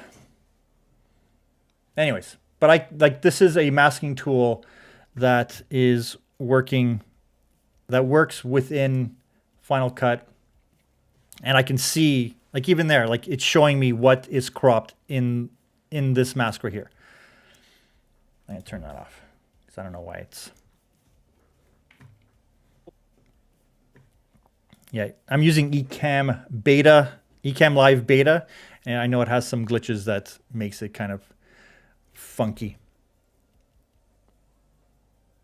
Oh, you purchased a couple plugins. That's how serious. Good. Nice. Well, I hope you're learning it. I hope you're watching all the tutorials that are out there by all the great Final Cut tutorials like Larry Jordan, Ripple Training. There's tons of other guys that do some great tutorials. I don't have enough tutorials in Final Cut yet, but I'm working on it. So yeah, Cinema Grade and Final or Color Finale, between those two. And the guy who created Cinema Grade, he was one of the main guys that created Color Finale. So when he branched out, he wanted to do something different. And if you like just trusting your eyes, that's the best way I can do it. And if you like Lightroom, the way Lightroom works, because I wish Photoshop and Lightroom both had a vector scope. I don't know why they don't have those tools built into that. Because like, how do you guys check the skin tones in those apps? Do you guys just go like, well, this is what my monitor is telling me? Yeah, it's just like, it frustrates me that I can't do that. Like, I wish I could use those tools. There have been times where I brought in photos that I was working on into DaVinci Resolve to double check that the skin tones were correct. Difficult. Here's an example. We don't do that kind of work. That's yeah, they understand how to train, and they go so nuanced in their training, and they have like that 60-minute video and starting in Final Cut. Like it's a great video that if you want to do that deep dive, they have a 60-minute free video that shows you how to get started in Final Cut. And then they sell another like 10 hours worth of training that just deep dives into it. difficult. Here's an example. We don't do that kind of Take the saturation and bring it down.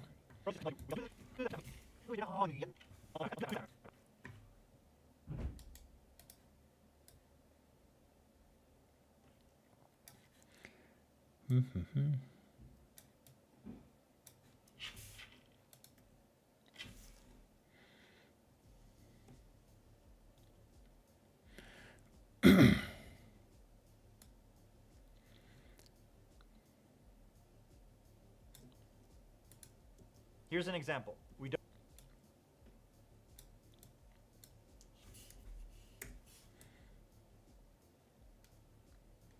No, man.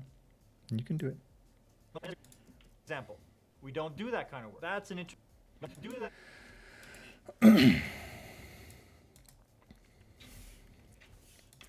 How are we going to bring this in? We're going to let's build some effects here, shall we? In real time. I'm going to do that. Grab that revealer. Nope, that's not what I want to do. I'm going to do that. I'm going to say fade float from bottom while it fades in. Make it a quick time in. Example. We don't do that kind of We don't do that. I guess there's no way to... See, this is a plugin that does some animating in and out. And it's a great little plugin, but I can't turn off the animate out. Can I animate it out? No. Oh, nope, never mind. I can. I just had to learn how to use the plugin. We don't do that kind of work. That's an example. We don't do that kind of work. That's an interesting. I don't know if I'll use that. We'll see. Yeah, I got to figure out how to merge from this one shot to the next. So maybe I'll do that. Here's an example. We don't do that kind of. That's an.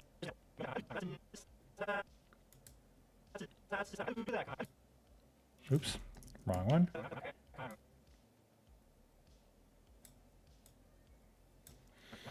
So it's going to be how to respond 1 versus how to respond 2. That's what we're trying to do here. We don't do that.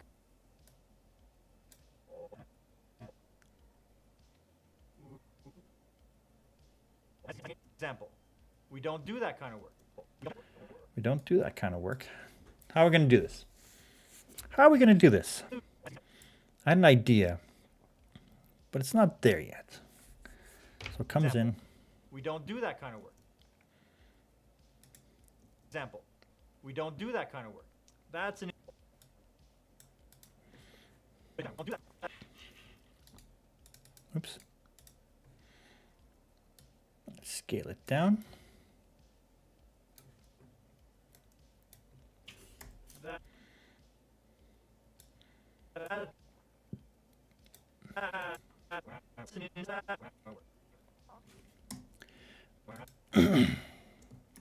Add a hold. Oops. And then we scale this down. That one is what? 50. Let's make it 55 on the nose. I'll make that one 55. Let's see if this works.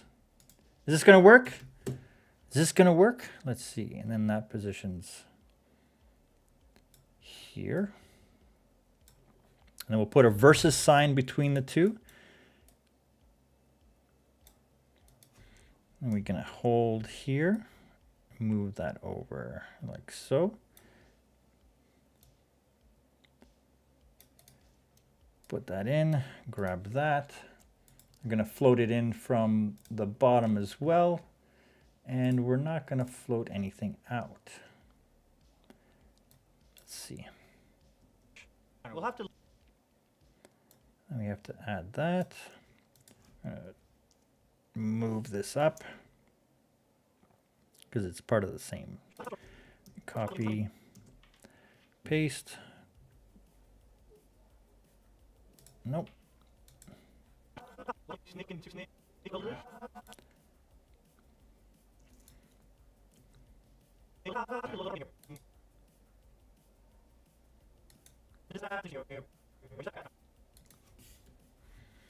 Oops.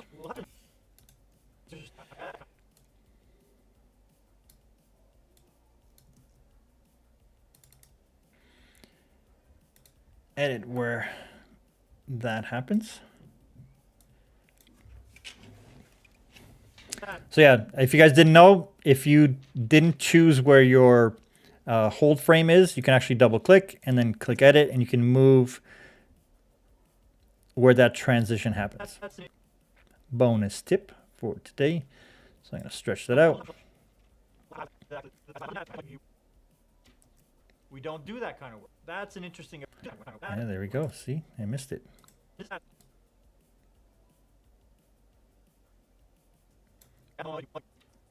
We don't do that kind of work. That's an interesting approach. We'll have to look into how.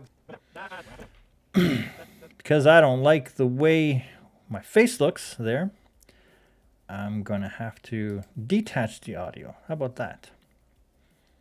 And detach the audio, and then double click this, and then move it over. We don't do that kind of work. That's an interesting approach. I have to find. We don't do example. So this is, right now I'm just playing and I'm trying to figure out how I'm going to present two separate characters saying the same thing differently. That's really what this is. And I knew that I wanted to have that, but I haven't figured out exactly how that portion is going to work just yet. So this is where the play comes in. And this is the part of the speed of Final Cut. It allows me to do these kind of complex things very quickly and iterate different variations. Because I know that I have a rough idea of what I want to do, but I don't see yet. So I may just go full screen one and then full screen another. But I want to put in, I want to be able to put in some, I want to be able to put in some text underneath that shows, negative and then positive. That's really what I'm trying to communicate. Because when it comes down to what everyone, like I want to show positive and negative. And yeah, this is right, left and right. This feels good. Oops.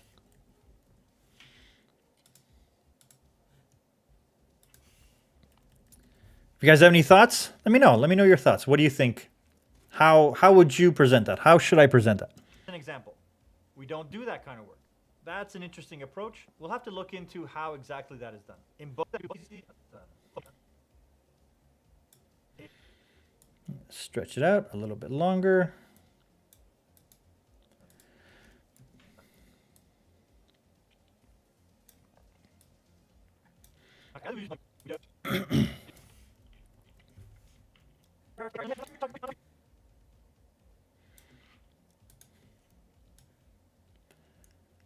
Bring that here, and I can edit.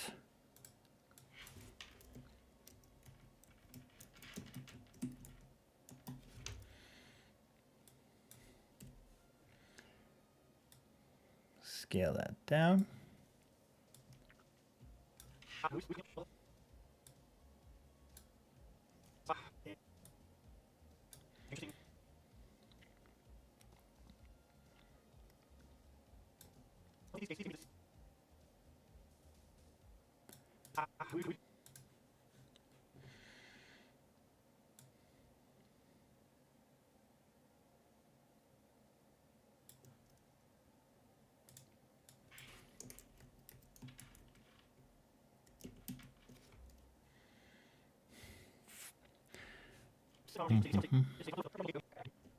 We don't do that kind of work. Here's an example. We don't do that kind of work. That's an interesting approach. We'll have to look into how exactly that is done.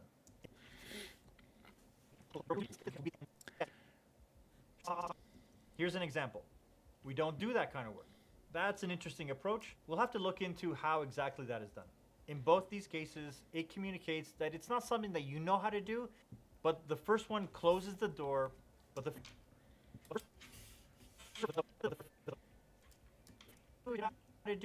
first one completely closes the door, the door on the subject, and the second one keeps the conversation open and shows that you're willing to explore it. Here's another example. That's not how it's done.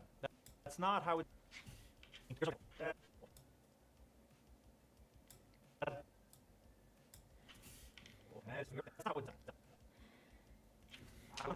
Here's another example.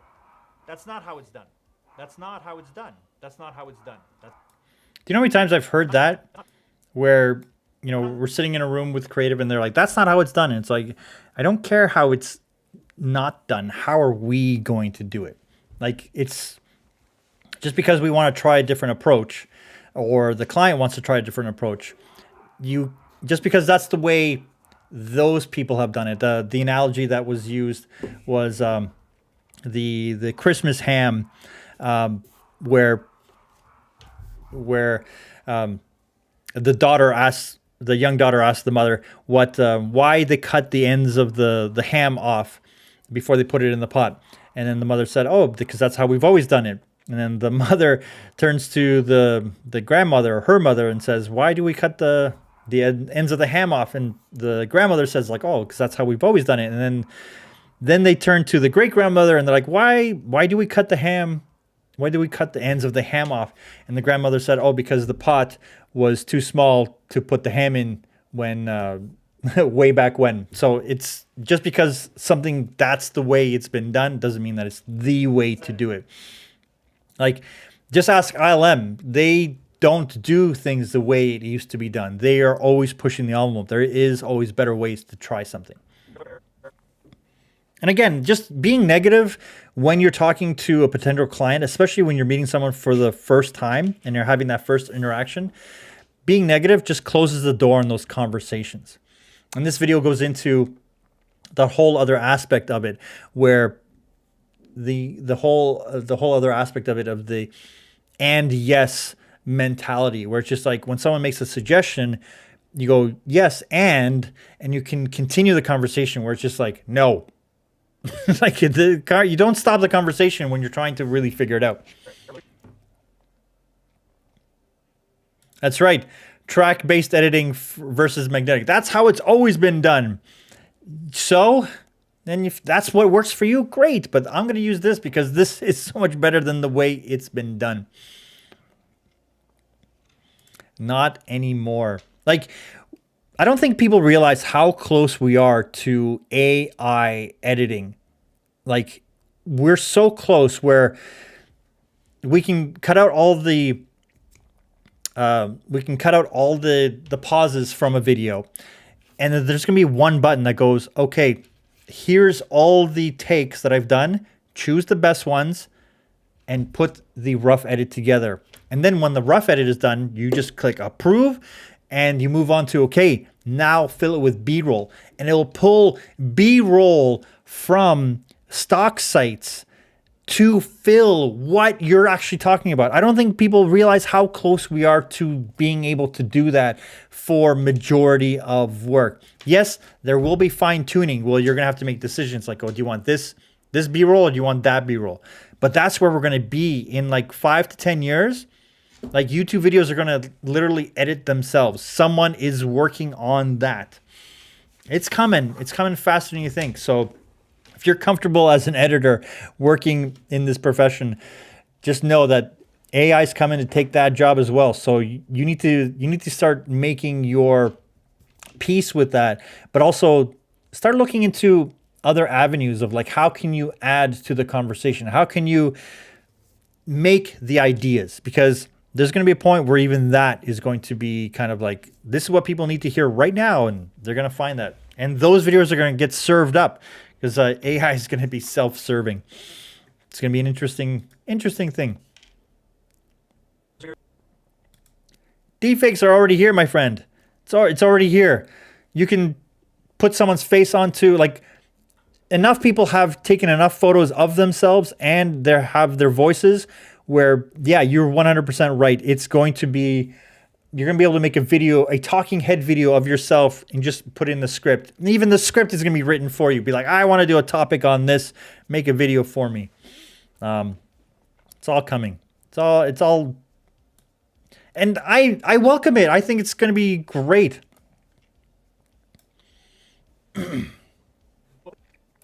No, mainstream video editing apps, they're going to go the way of film editing machines. Like, no one's going to use them. Not the majority. It's all going to be done on a phone, or it's all going to be done in the cloud. Like, it doesn't, it's coming. It's coming. Like, it's going to be crazy. Just think 10 years ago, well, what? Like, digital cinema cameras are only 12, 13 years old.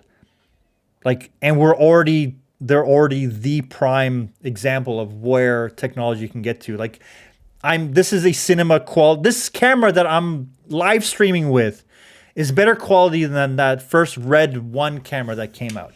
Think about that craziness. It's about the same price, but which doesn't make any sense to me. The first Red 1 was like $4,000 or something stupid like that. That was just for the shell. Do you know that every single actor has in their contract, they scan their face at the beginning of every movie, so they already have their digital likeness captured, and if they're smart, they own it, because film studios, if they have them for a 3-picture deal and the actor doesn't want to do it, they can still make that picture. That's crazy. That's crazy. Yeah, and it's like, it costs like 50 grand to do it properly, to digitally scan someone. But if the actor does not own the rights to them, and the studios are being sneaky right now, and they're buying. They're like, we'll do this for you, but they own the rights to their likeness, to their young likeness. So 30 years from now, they want to bring back, Charlize Theron into a movie. Boom, there she is, and she's not going to be able to own it, which is lawsuits coming, but we'll see. Yeah, the future is going to be nutty. The future is always nutty. Like, I'm live streaming while editing from my house. This was crazy like 6-7 years ago. I could do it from my phone if I wanted to. And the second one keeps the conversation open and shows that you're willing to explore it. Here's another example. Here's another example. Let's...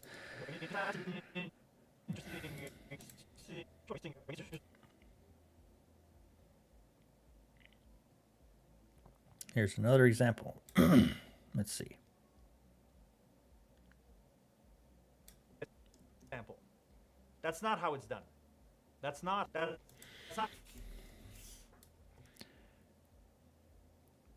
Oops.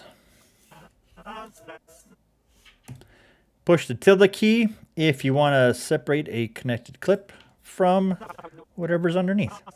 That's not how it's done. That's not how it's done. That's not how it's done. That's not how we do it. That's not how it's done. That's not how it's done. That's not exactly how it's done. That's not how it's done. I'm sure we'll find.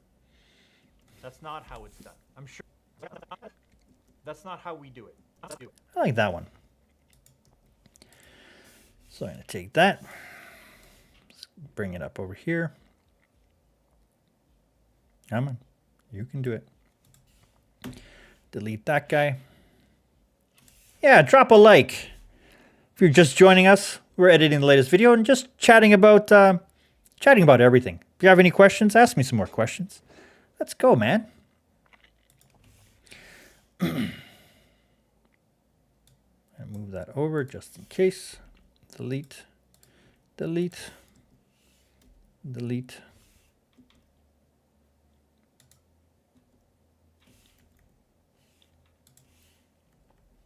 Yeah, this video is definitely not as involved as the last video that I built.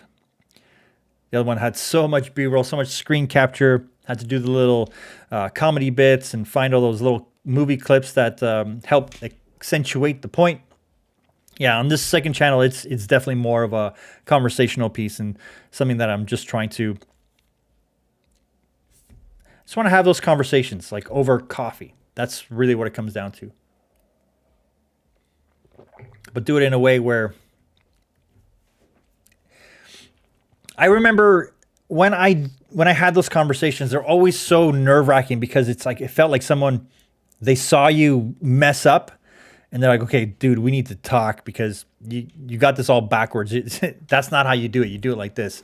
So I want people to be like, oh no, I have my first big meeting with a client. Like how do I, and I want them to feel confident and have comfort that someone has kind of done the homework for them, figured it out, has gone through it, has kind of battle tested these approaches. Because there's the tutorial side where it's like, this is how you make this effect. And then you have the whole other side of like, okay, now how do you get paid for the thing that you're doing? And that's the gap that a lot of creatives take way too long to learn. They forget to learn the business side of creating. Like if you want to keep doing this and you want to get paid for it and make a living for it, then you need to know these kind of stuff. I think it's great that a lot of people start YouTube channels because they want YouTube to be that full-time gig that makes them that's the money. And the likelihood of getting to 100,000 or 1 million subscribers is quite low for majority of channels. But how can you monetize outside of what YouTube is going to be able to bring you? And it's not necessarily, get sponsors and brands, because the more people that start creating YouTube channels, the less money brands are going to have to spend on it, because then they can just go to the next guy who's going to do it for cheaper. And so you want to make sure that you don't turn it into a full-time job where instead of working, 8 hours a day, and you're now working 24 hours a day because you're trying to keep up with just making enough money. Like YouTube would need to bring in a substantial amount of money for me to consider going full time with it, because the work that I do is very different than the work that I create for YouTube. So I'm trying to do stuff like, hey, did you think about it this way? Or like, this is cool. And creating full time, like, I don't know. I feel that I enjoy making the YouTube videos because it's not about the money that comes in. The money is, the extra money that does come in is nice, but it's not, I'm not tied to it for YouTube, where it's just like, if a video doesn't perform well, I'm okay with that. Like, and I have to be okay with that, but I just like making it. Hence why I've been doing it for 2.5 years. Like, I would say that on average, YouTube brings in about $500 just from YouTube. And then affiliates, probably another $300-400 on top of that. But that's not enough to make it full time. But the business that I was able to get out of direct references, not references, but referrals from YouTube, where someone said, hey, I saw your channel. We want a video like that, because they went down the rabbit hole. They saw my pro site and they're like, hey, let's talk. We feel like we would be a good fit to work together. I've made substantially more money from referrals than I had from all the YouTube revenue that has come in and the affiliate links. So you need that kind of side hustle. And I'm actually glad that I did start it when I did, because during the last 2 years, it actually worked out. And if I keep going, can it turn into full-time? Maybe. Will I keep doing the same kind of content that I'm doing? Yes. And I want to make sure that it doesn't become another full-time job on top of the work that I'm already doing. Like, would I put out more content if I was able to do full-time YouTube? Yeah, I would probably put 2 videos out a week, because it's roughly the same amount of work that I do already. Maybe do a 3rd video. Would I do more stuff? Like, if YouTube started to really make some good money, then I would be doing short films. I would be doing sketches, and then showing the behind the scenes of that kind of stuff. Like, I would put more time and effort into it. But right now, one YouTube video can't take me more than 1 day of work to do. So I've kind of committed 4 days a month, and they're usually on the weekend. But if I can make that during the week, sure, cool. But I'm not going to put that kind of pressure on me right now, because again, like, the amount of money that YouTube would need to make for me to consider going full time, it's a lot comparatively. So just to replace the kind of money that I'm doing wouldn't be enough.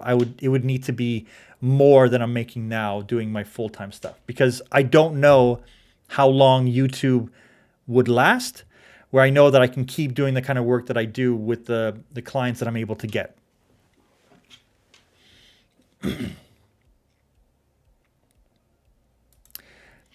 I'm still on the fence if I want to create a YouTube, or not a YouTube, but an online course. Like, it has to be worth it, like, for me to make it. Not necessarily that it's going to make money. It's just like, it has to be something that I'm really proud of, that it really helps people.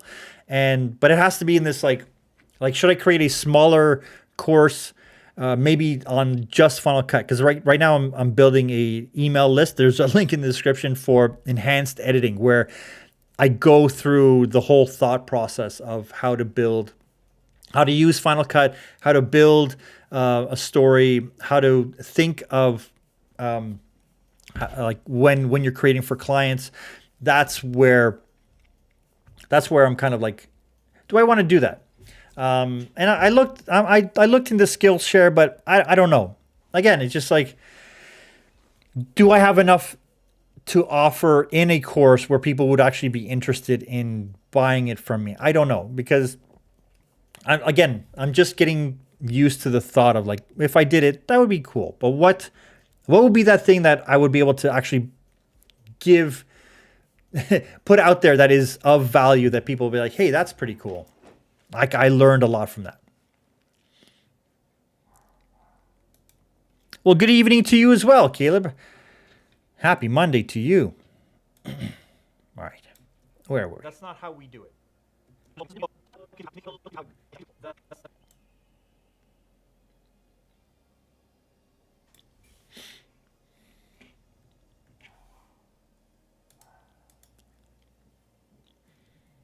So I want that. Add in a hold, not that long. Just enough. Grab my effects. Drop it in there. Color board. Yep. Scale and position. Sounds good. Example. That's not how we do it.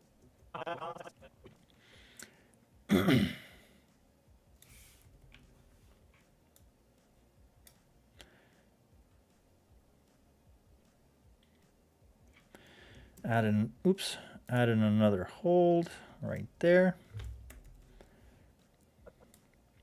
Stretch it out. And finally, That's not how it's done. That's not how it's done. That's not exactly how it's done. That's not how it's done. I'm sure we'll find the best way to get it done. Whatever the approach, I'm sure we'll find the best way to get it done. I'm sure we'll find the best way to get it done. I'm sure we'll find the best way to get it done. I'm sure we'll find the best way to get it done. It's really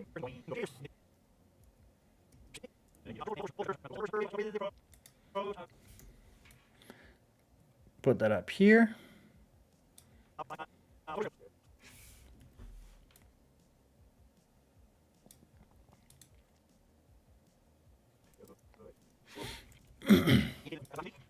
Oops. Grab that. Drop those effects on there. And if you haven't checked out these Tap 5A effects, just search Tap 5A on YouTube. Let's see if I can find his. Let's see if I can find Tap 5A. I'm gonna drop it in the link. He has a whole bunch of really great effects for Final Cut, and they're all free. And like they're fantastic. Like he has bounce, he has revealer, he has multi-text backgrounds, really good. So make sure you go and download his effects and tell him that I sent you, and thank him for his effects. They're free and they're fantastic.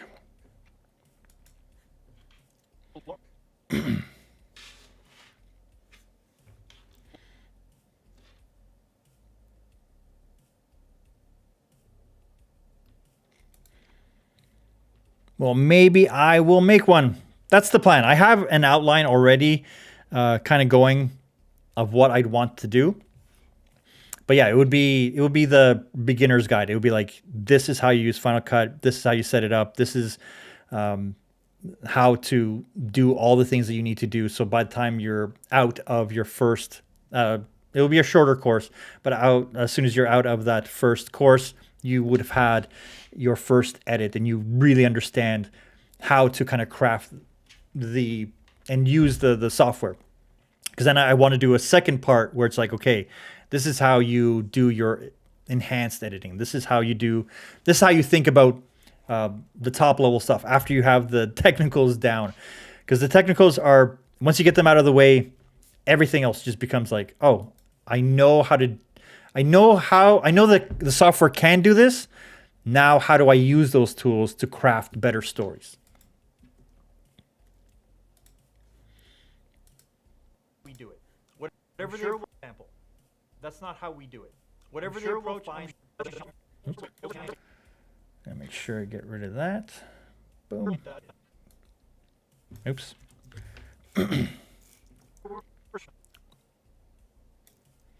Like, see, little things like that. We're just extending it here and making more room in Premiere. That would be, oh, I have to go and select everything down here, move it over, and then I don't.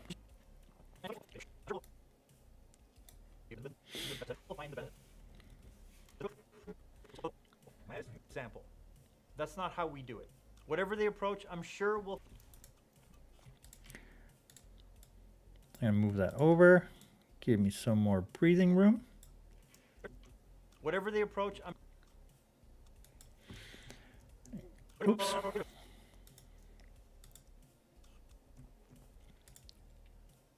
Come on.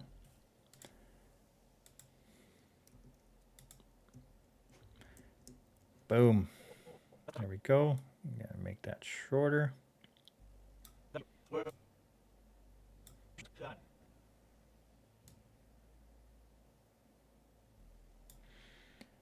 And then we can get out of that. Boom, boom, boom, boom.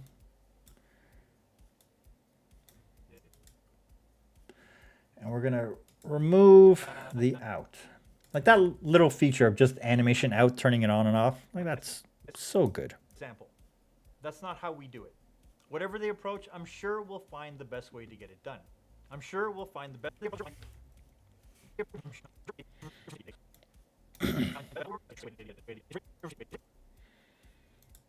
It's really about finding to get it done. It's really about finding a way to keep the conversation. Here's an example.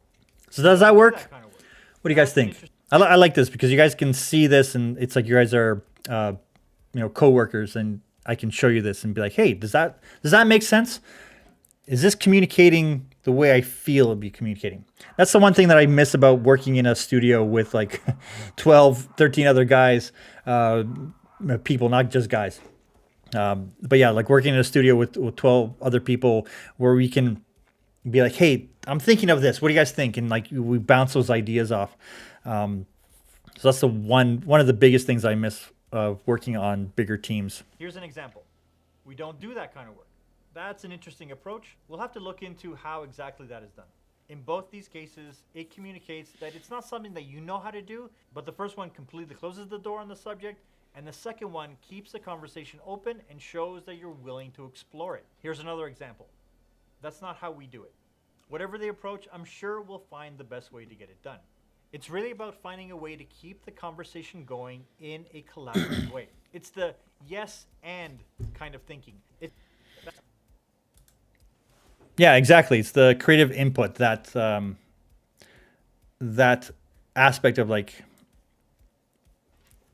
it's not necessarily an echo chamber, but it's because some of the guys that I used to work with, they would be very brutally honest, which was great because it would push. They would ask a lot of questions like, well, why are you doing that? What is the purpose of that? But you do that long enough, you start to really understand and see it even before you show it to anybody else, that you start to see the way that other people are thinking about it.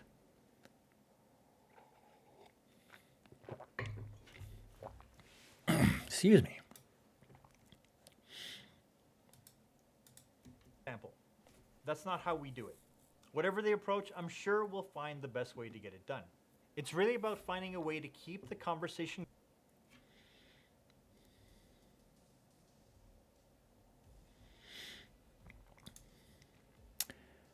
Yeah, I could do that.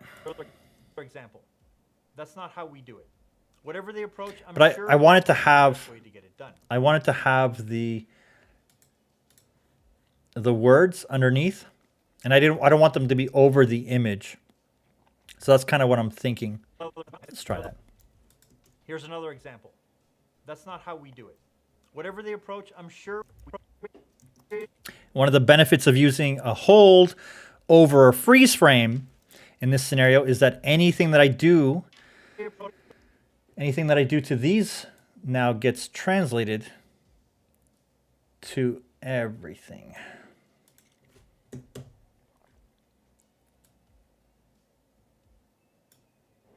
So scale 100, and let's just crop that, shall we? I'm going to reset that.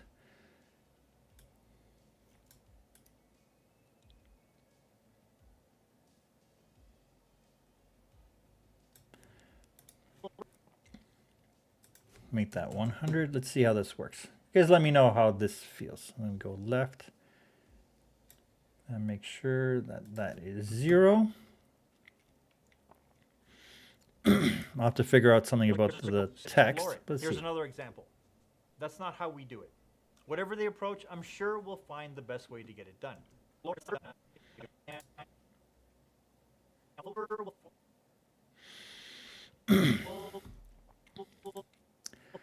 So yeah, this one needs to be moved over. Just crop it some more. I'm liking that. Thanks, Caleb. I like that better. You're right. Here's another example. That's not how we do it. Whatever the approach, I'm sure we'll find the best way to get it done. And then we'll just figure out how to move these. Oops. Maybe I can move it off to one side or the other. And so that is minus 49. Sure. Oops. And move that over here. Example. That's not how we do it. Whatever the approach, I'm sure we'll find the best way to get it done. What do you guys think? You guys like that better? Does that feel better than this? We I'm don't do liking that it. kind of work. That's an interesting approach. We'll have to look into how exactly that is done. In both, that's not how we do it. Whatever the approach, I'm sure we'll find the best way to get it done. I like that, especially now that I'm picturing that if I was holding it, if I was watching this on a phone, that would feel better. Thanks, Caleb. That goes to Caleb. So if you guys watch the video when it comes out later this week, you'll know that that was Caleb's idea. So now we got to go back and make sure that we change the position and the crop, add it in. Oh, I forgot to add the scale, didn't I? Scale is 100%. Bam. And I copy that. Make sure I change the scale. Bam. That's an interesting approach. And then I grab this one. Take out the end, add the scale.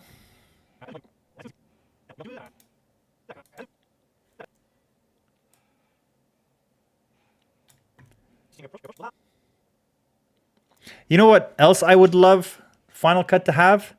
Guides. I wish I could not just title safe, but actual guides that I can drop anywhere. You know what I'm talking about. In Photoshop, After Effects, any Adobe app would be fantastic. Let's get these in action safe, not title safe.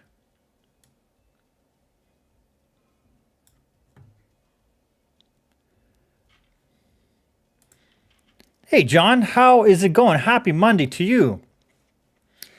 M Tutorial has guides. M Tutorial has guides. Does it? Where? Show me. M Tutorial has guides. Hey, look at that. It has guides. No. That's what they're for? Get out of town. No. Look at you. Thank you for that. That is awesome. That's so awesome. I had this the whole time and I had no idea. Look at you. I'm learning from you guys more than you guys are helping me out. It's great. Beauty. Love that. All right, let's bring this back over here. Thank you for that. Thank you for that.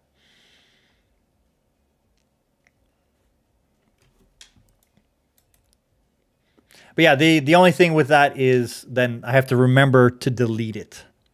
That's the, like with these guides, they're not part of the final render. And when a project starts to get bigger, that's when, yeah, I will definitely be using them all the time now for sure.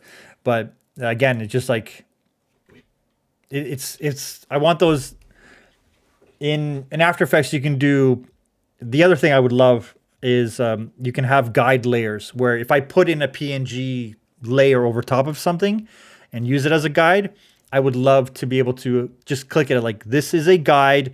Do not render this as part of the final video. Like those are little things that like I love in After Effects that you just can't do in you can't do it in any other app, pretty much. Like even Photoshop, you can't do guide layers. Not that I know of. All right, let's see how this flows. Oops. Yeah, that's...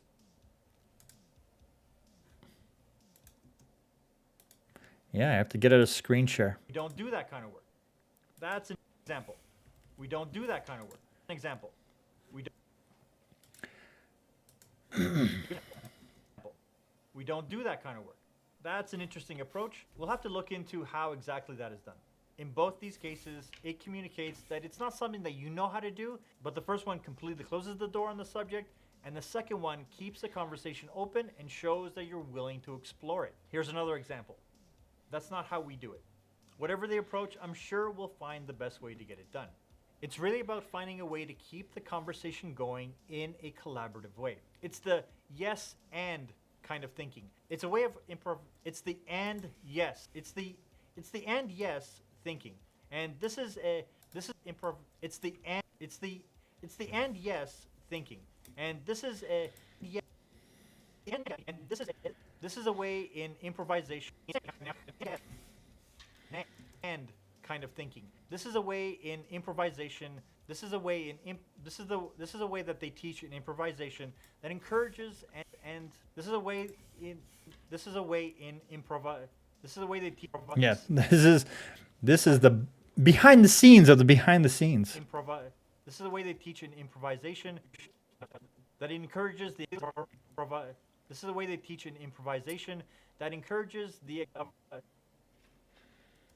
Oops. kind of thinking. This is the way they teach in improvisation that encourages the acceptance of the contributions added by others. That encourages the acceptance of the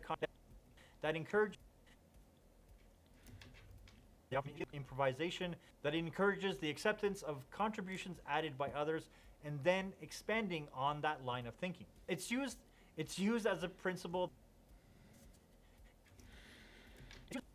line of thinking. It's used as a principle that improves the effectiveness of the brainstorming process.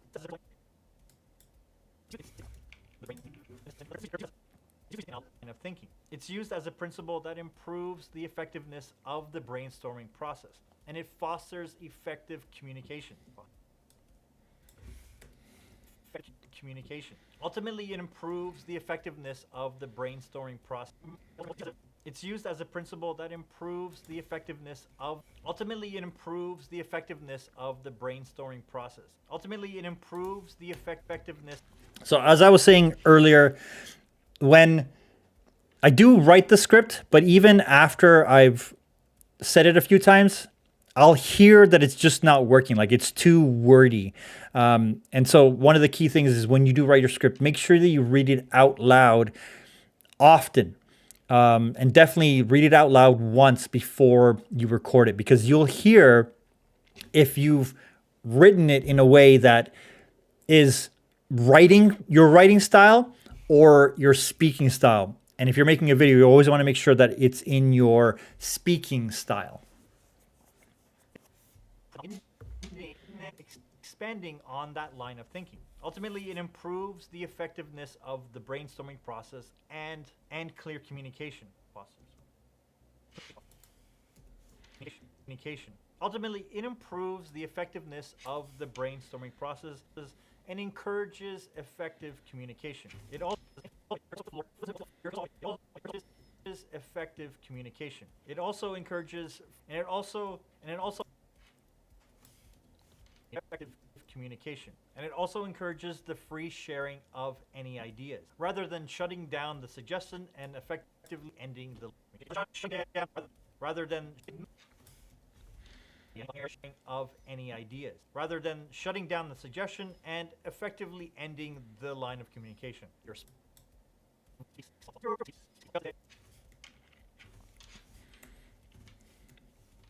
Oops.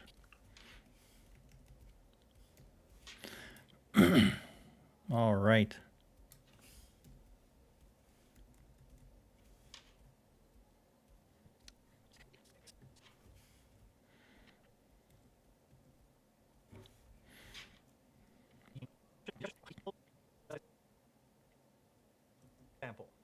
That's not how we do it.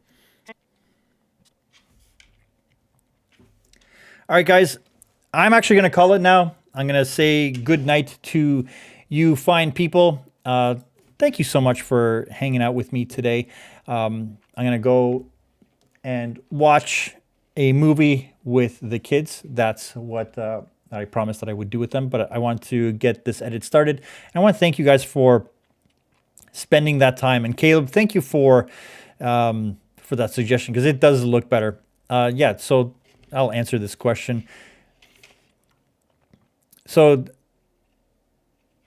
do you tend to have a length end goal for your videos? I don't have a length set. I usually typically write, and when I feel that the idea and what I wanted to say in the video is done, that's what I do. So I don't try to make an 8-minute and 1-second video because I can get one more ad in or anything like that. I try to make the videos as concise as they need to be, because I don't like when my time is wasted watching a YouTube video that I feel I'm going to get value from. So I want to make sure that the video that I make is as compact and concise as possible. So I try to get into it as quickly as possible. I try to be like, this is what the video is going to be about, and just really communicate, but still make it relaxed and fun, and you know, all the things that make a good video. I try not to cut too quickly. It's not a Mr. Beast video. I don't make those kind of videos where the words are popping out all the time and it's just craziness. And most of my videos on my channel are 5 minutes or under. And then there are the other ones that do have that line of, like, they're just like 17 minutes long, because that's what it needed to be. I don't set out to make a video that is any particular length, because I feel that if the video is exactly what it needs to be, then people will appreciate that more, and I'll get that thumbs up, and I'll get the, you know, the like, hey, thanks for, you know, making this video, because it really comes down to the brand that I'm trying to convey, which is, you know, fix it in camera. And the better I can make those videos, and the better practice I can make, even making the 2-minute videos, I'd rather do that than try to make an extra ad read, because I don't want any of you guys to be sitting through extra ads. Like, I'm okay sitting through an ad at the beginning of a video. There's one in the middle, but when people started putting ads like just like every minute, it's just like, come on, man. Like, no. Like, I'll watch one at the beginning, and if I like the creator, I'll watch one at the end as well. I'll let it play through, because I know they'll make a little bit extra money. But I actually got to a point where I just said enough is enough, and I got YouTube Premium, and I haven't watched a YouTube ad for the longest time. So I got the family pack, so everyone in my family has the YouTube Premium, where they don't have to watch any more ads, but the creator still makes some money, which is bonus for me. I get to save time. I get to the gist of the video. I don't get interrupted watching the flow of the video. But when I watch your videos, everyone gets some stuff, which is great. But yeah, overall, thanks for hanging out with me today. It has been a great little stream getting this edit done. Watch out for this video coming out later this week. I have a video on this channel coming out that is going to be about the 5 mistakes that are made while color grading. So I'm going to talk about that. It's going to be a shorter video. And you guys have a great rest of your day. I will talk to you soon. I'm going to fade this out, do a countdown, and we'll call out the night. So yeah, let's say our good nights, and we'll talk to you guys soon, all right? Bye for now.